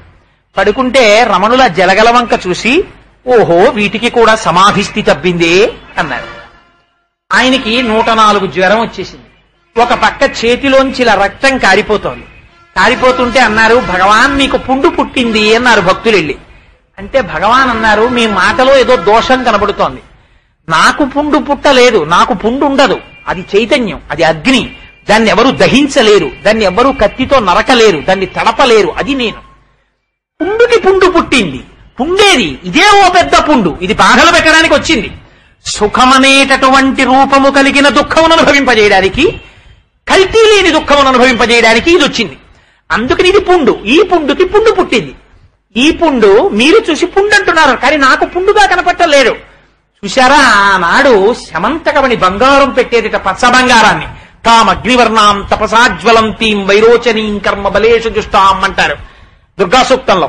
అలా మెరిసిపోతున్న బంగారాన్ని ఆనాడు శమంతకమణి పెట్టినట్టు చూశారా ఈ శమంతకమణిని ఎర్ర బంగారం పెడుతోంది, ఎలా కారుతోందో ఎర్ర బంగారం అనేవారు.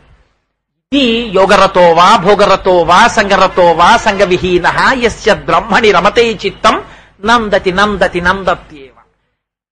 It's a question of practice, it's a question of practical thing. అది వాక్కుల చేత ఆవిష్కరించేది కాదు. అలాంటి స్థితిలో 104 జ్వరంలో సోఫా మించి లేస్తే ఒళ్ళు వణికిపోయి పడిపోతుంటే రమణ మహర్షిని పట్టుకుని ఆయన కాళ్ల మీద పడి భక్తులందరూ ఏడిచారు.